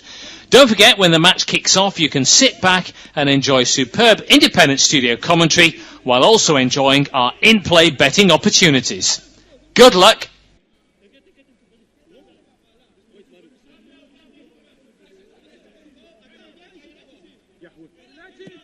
Our next football commentary match is getting ever nearer, so why not take the opportunity of having a bet on the match? Whether you're interested in betting on the match result, the first player to score, the last scorer, correct score, double result, total goals market, handicap betting, or any other of our exciting market, it's fun to be involved. Don't forget, when the match kicks off, you can sit back and enjoy superb independent studio commentary while also enjoying our in-play betting opportunities. Good luck!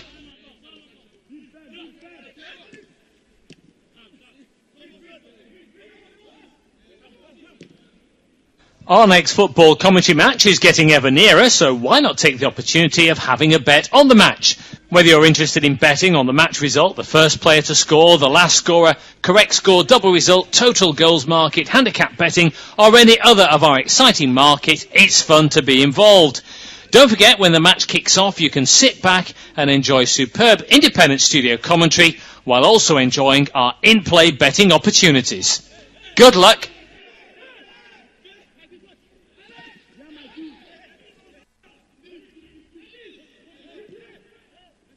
Our next football commentary match is getting ever nearer, so why not take the opportunity of having a bet on the match? Whether you're interested in betting on the match result, the first player to score, the last scorer, correct score, double result, total goals market, handicap betting, or any other of our exciting market, it's fun to be involved. Don't forget, when the match kicks off, you can sit back and enjoy superb independent studio commentary while also enjoying our in-play betting opportunities. Good luck!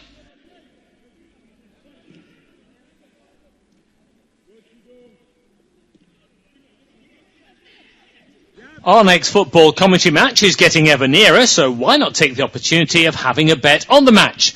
Whether you're interested in betting on the match result, the first player to score, the last scorer, correct score, double result, total goals market, handicap betting, or any other of our exciting market, it's fun to be involved.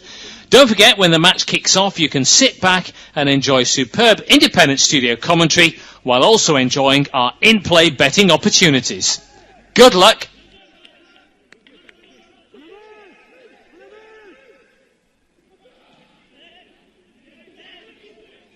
Our next football commentary match is getting ever nearer, so why not take the opportunity of having a bet on the match? Whether you're interested in betting on the match result, the first player to score, the last scorer, correct score, double result, total goals market, handicap betting, or any other of our exciting market, it's fun to be involved.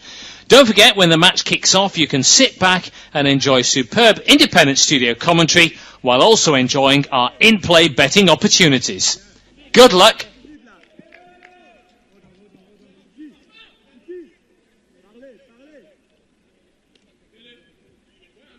Our next football commentary match is getting ever nearer, so why not take the opportunity of having a bet on the match?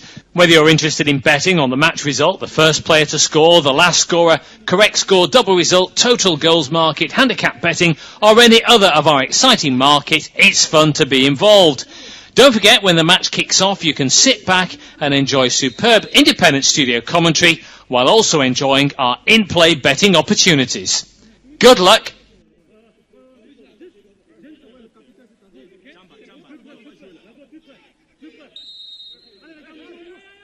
Our next football commentary match is getting ever nearer.